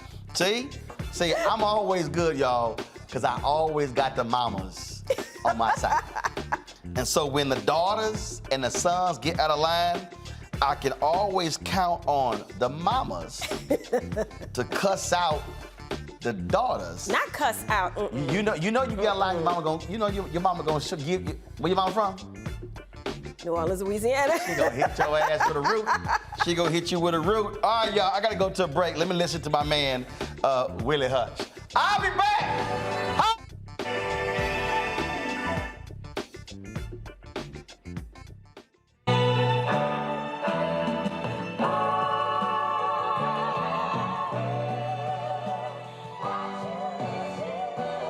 When we invest in ourselves, we all shine. Together, we are black beyond measure. Welcome to Atlanta, one of the most expensive housing markets in America. But rather than help out, Brian Kemp cashed in. He made hundreds of thousands of dollars in real estate. His net worth skyrocketed. And while Atlantans struggled to stay in their homes, Kemp gave $10,000 tax handouts to the richest Georgians and a nearly $700 million no-bid contract to his campaign donor, Brian Kickback Kemp, making Georgia work for him, not you. When we invest in ourselves, we're investing in what's next for all of us. Growing, creating, making moves that move us all forward. Together, we are Black beyond measure. Hatred on the streets, a horrific scene, a white nationalist rally that descended into deadly violence. White people are losing their damn minds. As an angry pro-Trump mob storms the U.S. Capitol, we've seen shooting. We're about to see the rise of what I call white minority resistance. We have seen white folks in this country who simply cannot tolerate black folks voting. I think what we're seeing is the inevitable result of violent denial. This is part of American history. Every time that people of color have made progress, whether real or symbolic, there has been what Carol Anderson at Emory University calls white rage as a backlash. This is the rise of the Proud Boys and the Boogaloo Boys. America, there's going to be more of this. Here's all the Proud Boys, guys. This country is getting increasingly racist in its behaviors and its attitudes because of the fear of white people. The fear that they're taking our jobs, they're taking our resources, they're taking our women. This is white fear.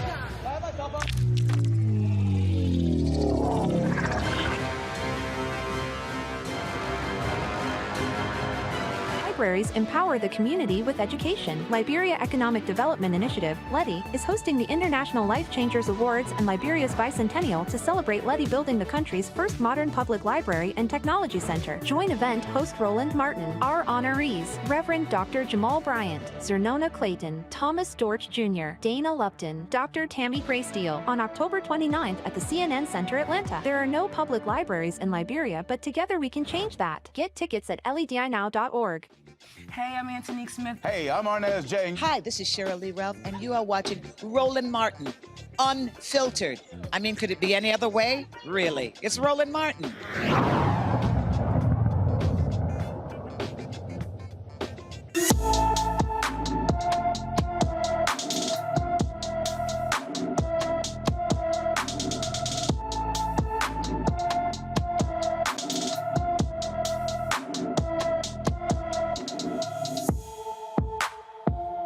Cami Ramirez Quevedo has been missing from St. Joseph, Missouri since September 30th, 2022.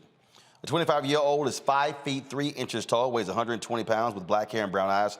Anyone with information regarding Cami Ramirez Quevedo's whereabouts should contact the St. Joseph, Missouri Police Department at 816-271-4777.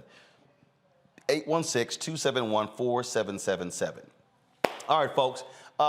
When I was writing my book, White Fear, one of the things that immediately jumped out in terms of how I framed this whole deal is the literal white nationalism, the white racism of Fox News. Ever since Fox News was created by Roger Ailes, it was designed to appeal to the racial buttons of white America.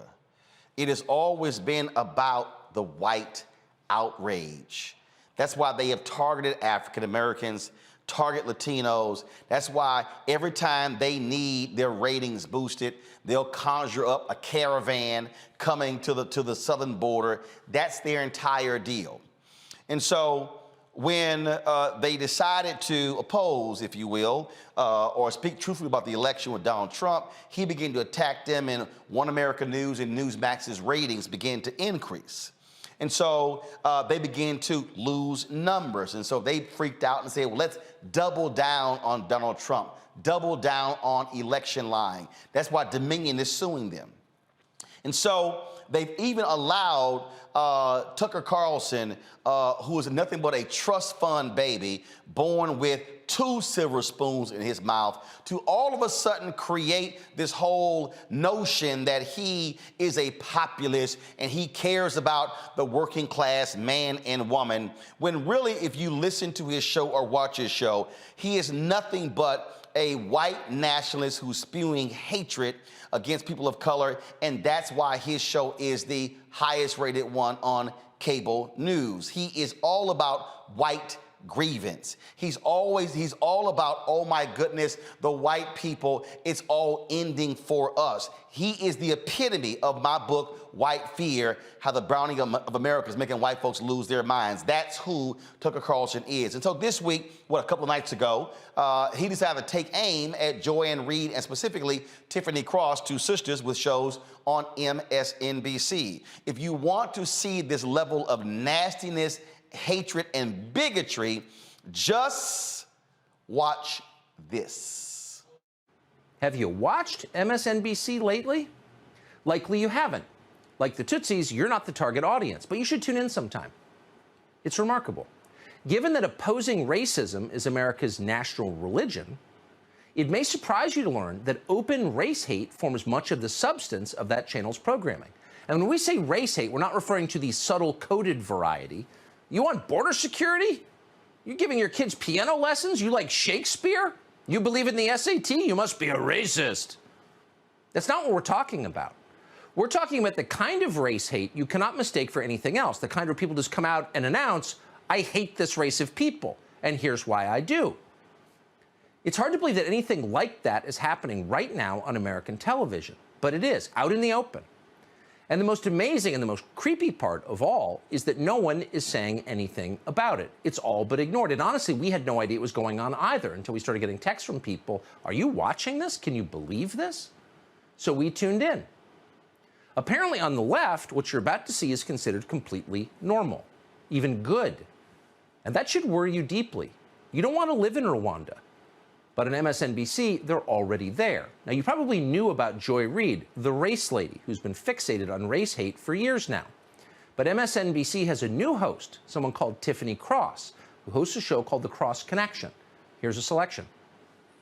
Many of us have seen the dangers when powerful white people decide they want something, they annex it. And they've never had a problem replacing the people who stand in their way. We see American white people are going crazy. They're resorting to violence. This is literally what conservative white folks do when they don't get their way. They turn violent. White people deputizing themselves in some position of authority to have jurisdiction over their life when they need to mind their blanking business.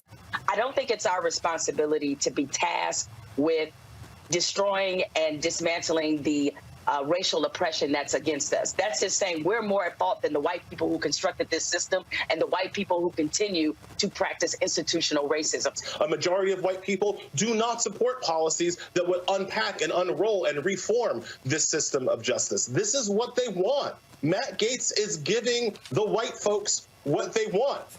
White replacement can strangle culture. So yes, we should all be concerned about white replacement. It is, after all, a very threat to our survival here. Is there anything worse than white people? They're violent, they're heartless, they're cruel, they're deranged, they're secretive, they're dishonest. In fact, as you just heard Tiffany Cross say, white people are a mortal danger to you and your loved ones. They threaten your life. Are they poisoning the wells? Are they baking bread with the blood of your children? If not, according to Tiffany Cross and MSNBC, they're fully capable of doing those things. They've certainly done worse. This is Hutu Radio. But it's not an independent radio station in an African country. It's part of one of the biggest news organizations in the world. Part of the... So it's not just whites, it's white women. Their women are bad too. And women, of course, are the key to reproducing the white race, which is clearly a threat, as she says again and again, to you and your family. They're dangerous. They want to hurt you. Now, don't be fooled by the fact that Tiffany Cross can barely speak a coherent sentence. She was a communications major, apparently, according to the internet. That didn't work. So what do we do here? So you see how Tucker Carlson tries to, we start getting text messages. And do you see what they're saying?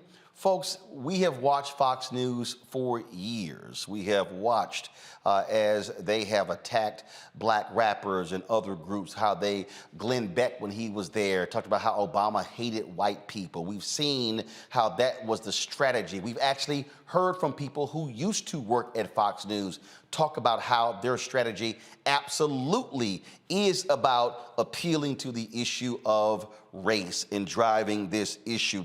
This is what we have seen repeatedly. And so it's no shock they're doing this. I told y'all in my book, White Fear, that the whole point is, oh my goodness, how dare we? But the real anger of the Tucker Carlsons of the world, and Megyn Kelly, of course, the former right-wing zealot at Fox News who took a shot at Tiffany Cross as well, what they cannot stand is that we now have a voice.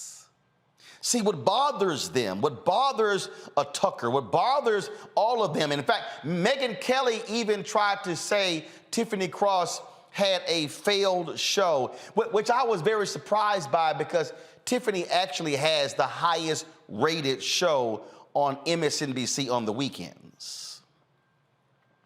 Megyn is the one who got paid $69 million to leave because she failed. Her show sucked at NBC. She didn't even last 2 years. And so what you have here are folks who literally cannot stand the fact that we are now hosting shows. We now get to give opinions. We now get to actually share our thoughts. See, I warned y'all back in 2009 this was going to happen. I told you as we move closer to 2043, you're going to see the vitriol increase, because it is a part of their rage machine to amp up their white conservative viewers to go, look at them, how dare they? Look at what they are dare saying, what's going on. We can roll the tape, and we literally do not have enough hours in the day to show you the kind of vitriol that we have heard come from Fox News since its inception, with its targeting of black and Latino people. Tucker Carlson is about driving the white outrage, which drives the cash registers at Fox News. There is profit in white rage. He is their leading prophet. That's who he is.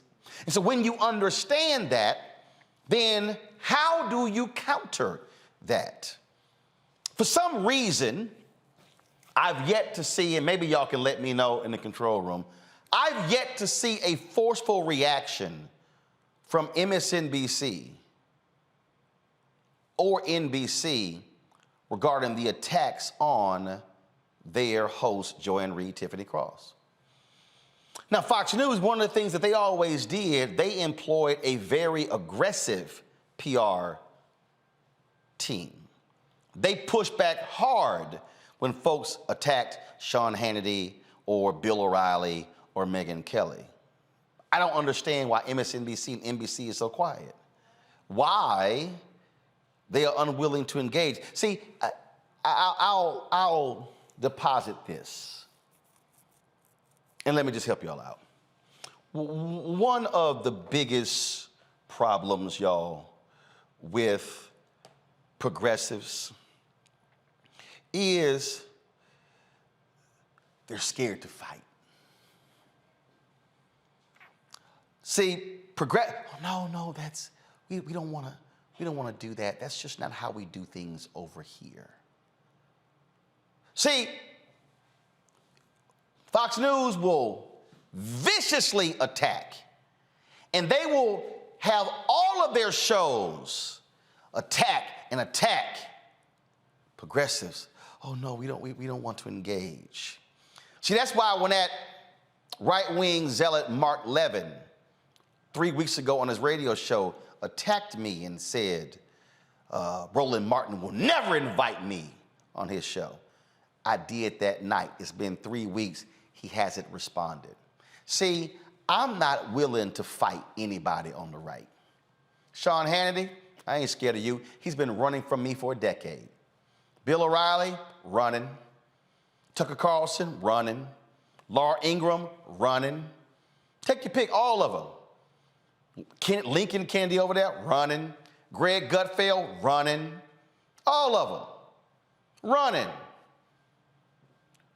Lou Dawson, I did a show at CNN. We got the Fox News, Fox Business, running. Janine Pirro, running. Because, see, they love talking trash, but they don't want to do it in front of you because they can't handle that heat coming back. And so, if Republicans win the House and the Senate in November, we're going to need Joanne Reed, but especially Tiffany Cross. We're going to need people who are on air, who are unafraid to fight. See, when it's time to fight, you don't bring soft people to a fight. What's the song? Michael? Knuck or Buck? Is that the song? Knuck if you buck. Knuck if you buck. Knuck if you buck. Yeah.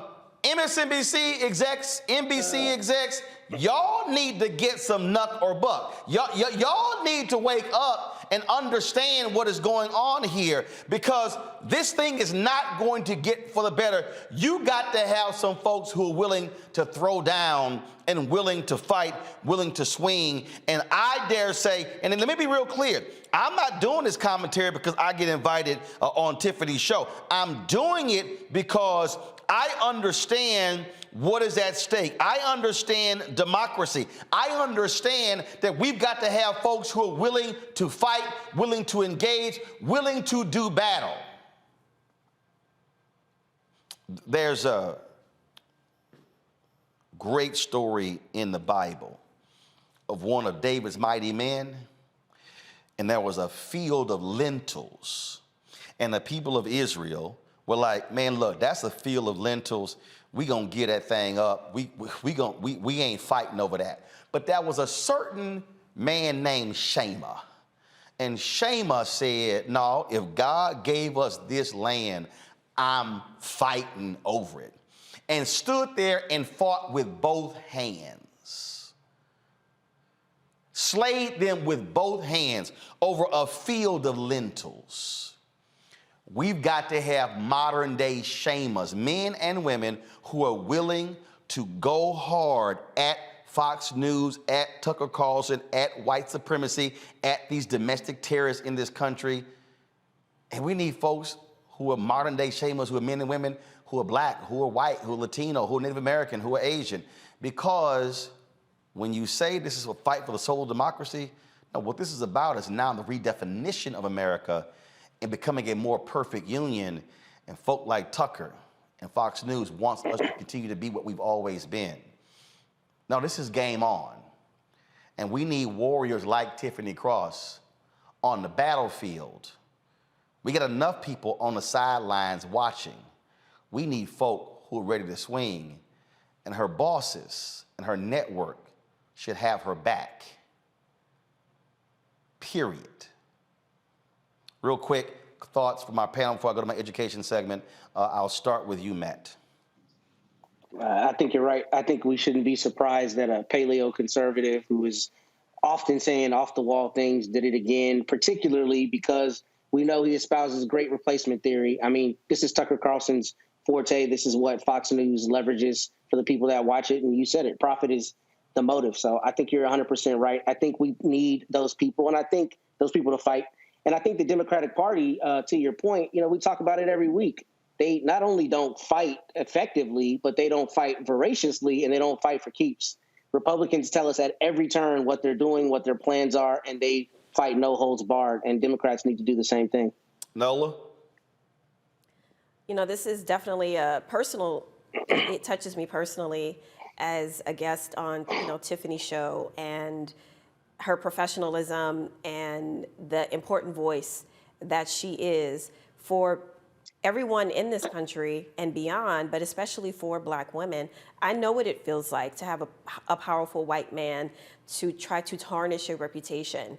And I know what it feels like for, you know, these sorts of attacks, not in such a public sphere like this, but I do know what it feels like to have a colleague try to tarnish your professional image.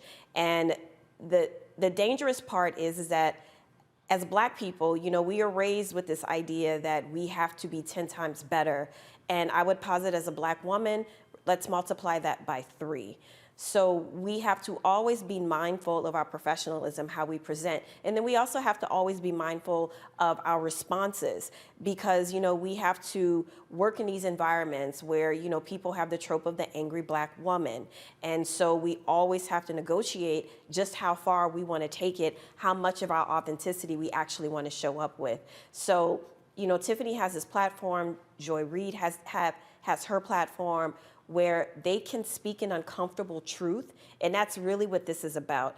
These are uncomfortable truths that many people in this country are trying to put bows on it and wrap it up in new kind of wrapping paper to present it as something else.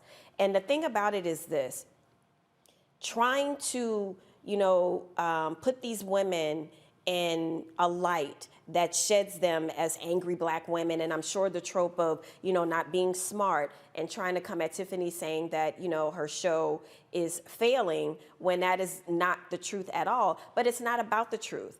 And certain platforms have nothing to do with the truth.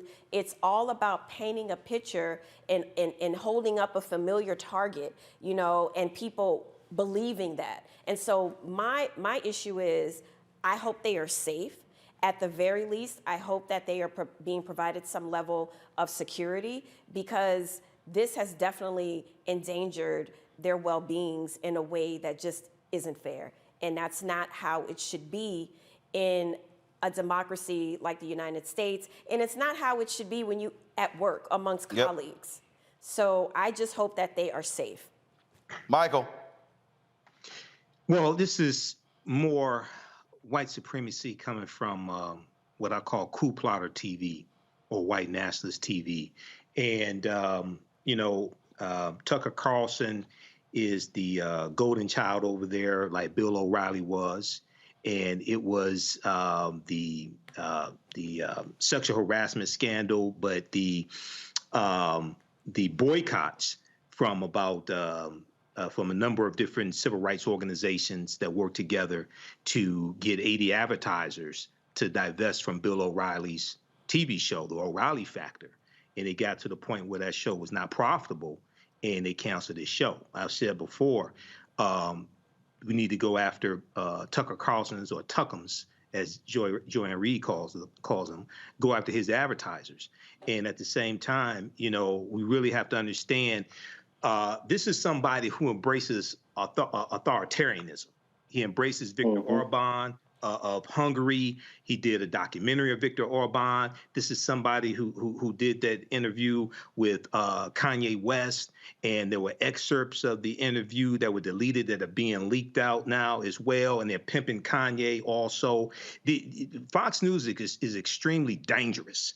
It's Fox News who really propelled, the media outlet that really propelled the most to the forefront this anti-critical race theory, this fake attack on critical race theory, things like this. So this is extremely dangerous, especially in a midterm election year. So I watch Joanne Reid and Tiffany Cross as well. Hopefully they're safe, but we definitely need to fight back against white supremacists like little Tuckums. Indeed. So, and let me be real clear, y'all. MSNBC don't pay me. NBC don't pay me. I own this show. I control this show. And the bottom line is, if somebody's going to come after your people, you defend your folk, especially under that kind of vicious attack. The ADL, pull the tweet up, please. There was a response I saw. This will be the last comment. ADL, Tucker Carlson, has again used his platform to stoke racial tensions, falsely and dangerously accusing a black MSNBC host of instigating a genocide against white people. His incitement and the trivialization of the Rwandan genocide must be forcefully condemned. I have not seen a tweet from MSNBC or NBC That makes no sense to me. Got to go to a break. We come back, our Education Matters segment, as a group fights to help folks with learning challenges get an education. We'll discuss that next on Roland Martin Unfiltered on the Black Star Network.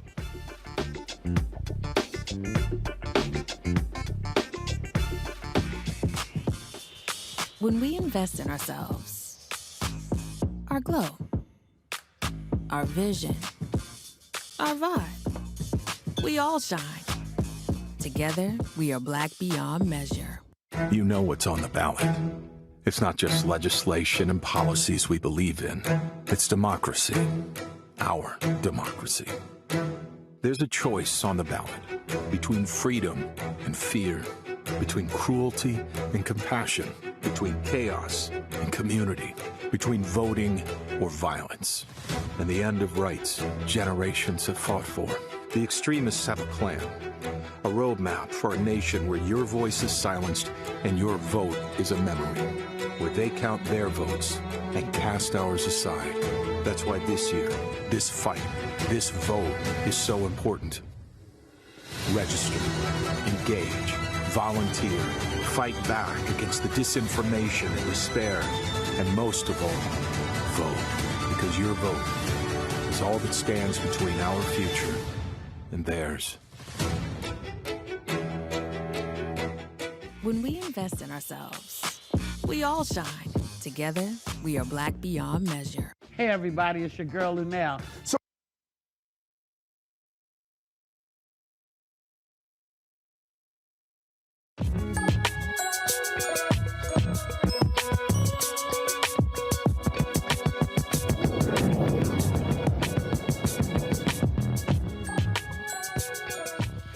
All right, folks, we know that children with learning disabilities or learning difficulties are often overlooked and left behind when it comes to learning environments. There's a group called the Shadow Project, and what their goal is to help those children, especially African-American children and Black students with disabilities.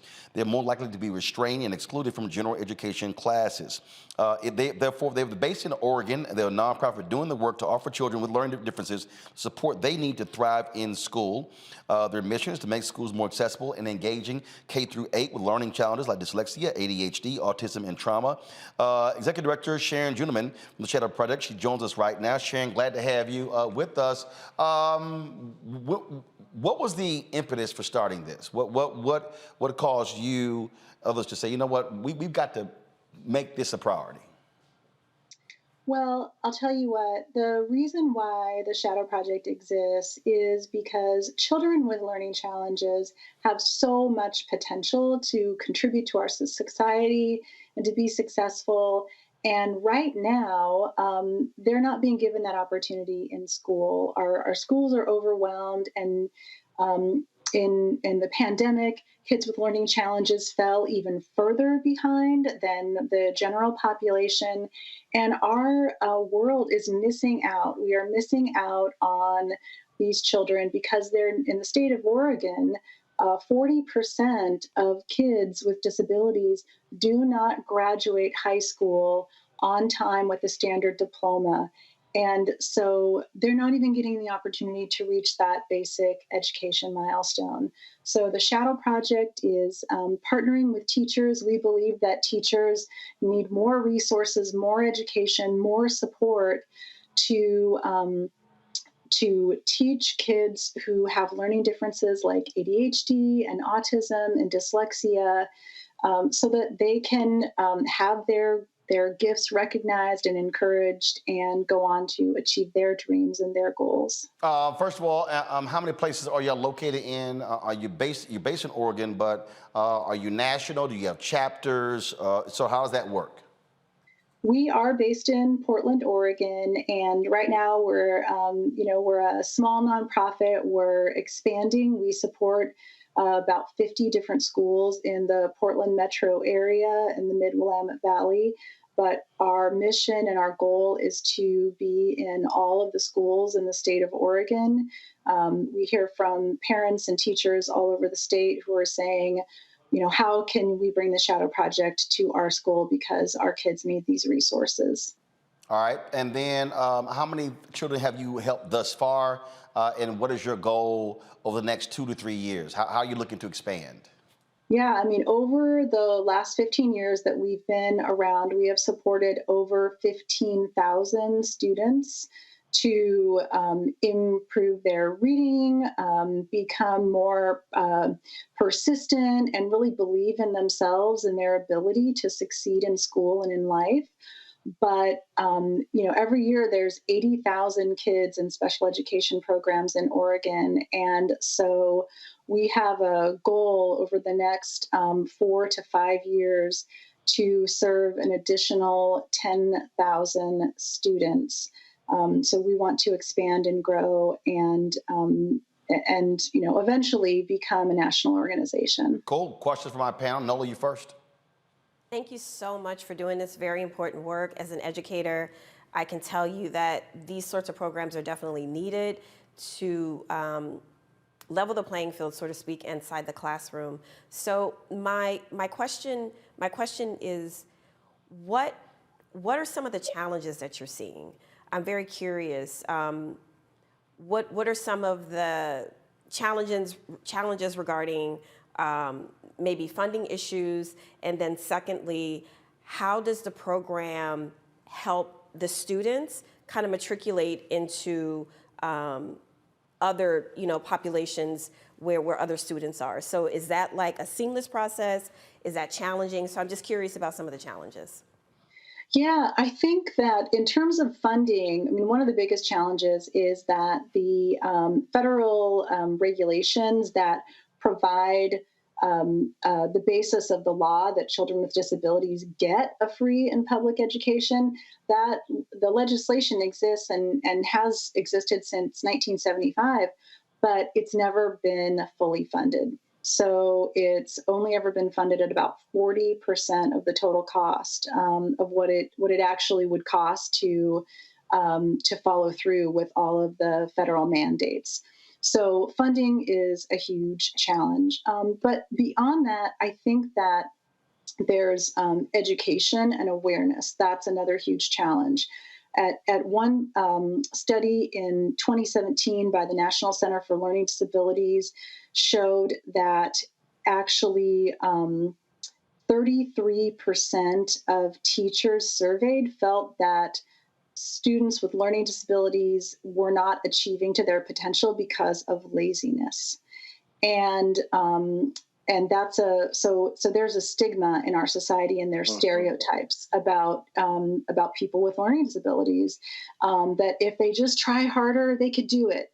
And the fact of the matter is that kids with learning challenges are working hard every day. They're working 10 times harder than every other kid to achieve basic milestones. And what they need is to not have a one-size-fits-all education system. Our education system was not built to educate people with disabilities. And there's change slowly coming over time, but the change is slow and more change is needed. And schools need more resources because, a teacher might have 30 kids or more in the classroom, and the teacher's job is so hard to be able to know every student and to understand the individual things that child needs to succeed in school. That's where the Shadow Project comes in, because we bring in more resources. For example, one of the programs that we do is help schools build a sensory space, and then we train teachers and staff how to use it. And a sensory space is a learning space in the classroom or in the school where kids can, on a schedule, on a routine, be able to take breaks and have movement breaks and learn for themselves like what their emotional state is and how they're feeling and what they can do to support their own needs when they're feeling stressed, when they're feeling triggered, when they're feeling like they've got too much energy to be able to sit down and sit in their chair and pay attention. Well, what happens right now is when kids feel that way, they get sent to the principal's office, right? Because they're acting out, because they won't sit in their seat, they won't raise their hand to talk. But we have seen tremendous, tremendous changes when we bring a sensory space into a school. We've had teachers and principals tell us that it was a game changer for them. Instead of having to send kids to the principal's office, they start putting these kids on this sensory routine, and all of a sudden, kids are able to stay in class, they're able to attend to learning. These are simple, very low cost things that schools can do. We make it low cost because as a nonprofit, we do the fundraising and bring in the resources to the schools and partner with the schools. So, so a lot of these, societal challenges that we face, they're very hard to make change, but these resources that we're bringing in are very low cost and they're very effective. Michael. All right, Sharon, thanks for coming on and sharing this information with us. On your website, you talk about closing the opportunity gap in special education, and you talk about how students with disabilities don't get to graduate with their peers, and then with Black and Latino students, the educational disparities are even more magnified. Can you talk about one or two of maybe the unique disparities with Black and Latino students and how you're able to help them, how you're able to help them overcome those obstacles? Yes, absolutely. When we're talking about working with Black and Latino students and the additional education disparities that they face, first of all, Black and Latino students are disciplined at a much higher rate, nationwide and in the state of Oregon too, than white students are. And then you add on top of that the learning challenge and the disability, and so then it just magnifies all those issues. I mean, it magnifies issues for families too, because there's a lack of trust in the schools because of their generational experiences with education systems. And so there, for parents who have kids with learning disabilities, there's a lot of advocacy that you have to do. There's a lot of talking to the teacher, talking to the principal, make sure they know your kid, making sure they know what your kid needs. But for Black and Latino families, where there's this trust there, they're not sure if they're going to be heard by the school. They may have not been heard before, so there's like, well, why should I try to do this because my voice wasn't heard before, and then so for some families as well, Latino families, like if they are undocumented, they may be afraid to engage with the school in that way and kind of go through that official process to get an educational diagnosis of a disability. So there's a number of barriers that families face. And so one of the things that we do with our reading program is we bring in mentors to work with kids. We give them an assistive technology that helps them read at their comprehension level when they can't necessarily read grade level books in print because of their reading disability. So we pair that with mentors who we recruit these volunteers from these communities, and we give the mentors access to all sorts of training about bringing out for the kids these books where they can see themselves in the characters, right? So they can see like, oh, I'm reading a book about a kid with a learning disability, and I'm reading about how they overcame this disability. Or, when I filled in for a mentor, one time recently, and I was mentoring this, young boy, and he was jumping all over the hallway. I was trying to get him to read, and I was like, okay, he likes to move. He's got this ball he's playing with. And I said, hey, you know what? Do you like basketball? Yeah, he likes basketball. Okay, well, let's look for some books about basketball. And I tell you, as soon as we found a book about basketball, he was reading. Right. He was sitting in his chair and he was reading and he was paying attention. He was engrossed in that book. And so these are the kinds of things, like when you get to know kids and you really take that time, then you can get them reading and you can capture their attention But teachers don't have that time very often to spend with individual children when their classrooms are already very busy and they have so many demands on their time. Matt? All right, thanks. I have a two-part question, and thank you for doing this very worthwhile work. So I know these aren't the same thing, but when it comes to students that have learning disabilities, is part of your advocacy helping people, particularly Black and Latino people, understand IEPs and 504 plans? And is there a part of your program that is supplemental to students that have those programs? Because I'm finding in my practice that some of my own clients don't know what their children are entitled to. And that schools are not providing that. So how do y'all address that issue in your advocacy? Yes, that is a huge issue. I can tell you I have a child who has an IEP, and it's a very intimidating process. It requires a lot of knowledge and honestly, a lot of emotional fortitude sometimes when, you want so passionately for your child to succeed and be given the right education that they deserve. And you're often faced with, the answer no, a lot of the time. No, we can't do that. No, we don't have that resource. And so the Shadow Project does provide parent outreach to the families in the schools where we partner, where we talk to families about, for example, the role of audiobooks in learning. And in that, we also refer families to other organizations. There's great organizations all across the country whose sole job is to help families learn how to advocate in that IEP process. This is something that isn't known by very many families, I find, but every state in the country is required by federal law to have what's called a parent training and information center.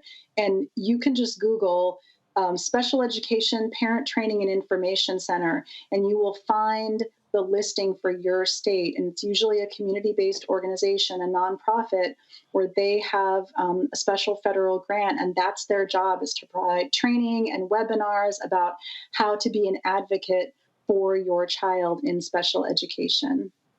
All right, then. Well, look, if folks want more information about your group, where do they go? shadow-project.org. All right, Sharon, gentlemen, we sure appreciate it. Thanks a lot. Thank you. All right, folks, that is it for us. Let me thank Michael. Let me thank Matt. Let me thank, I guess, Nola for coming here, being all disruptive and everything. Anyway. Sitting here. What? Nothing. What? I ain't say nothing. Oh, what? I'm sorry. You had something to say? I didn't say anything. I'm sorry. Since I'm on the other side of the studio, what? You had something to say? I didn't say nothing. Oh, I'm just checking. Like always, I'm just sitting here being, minding my business. I'm just checking. Look, they not a sponsor. Put that water down. They ain't spend no money. That's free advertising. We don't do that. We don't do that. All right, y'all. Don't forget, if y'all want to support us, download the Black Star Network app. Available on all platforms: Apple phone, Android phone, Apple TV, Android TV, Roku, Amazon Fire TV, Xbox One, Samsung Smart TV. And of course, you can also join our Bring the Funk fan club. Your dollars make it possible for us to do what we do. That, of course, is send your check and money order to P.O. Box 57196, Washington, D.C. 20037-0196. Cash App, $RM Unfiltered. PayPal is R Martin Unfiltered. Venmo is RM Unfiltered. Zelle is RolandSMartin.com. RolandMartinUnfiltered.com.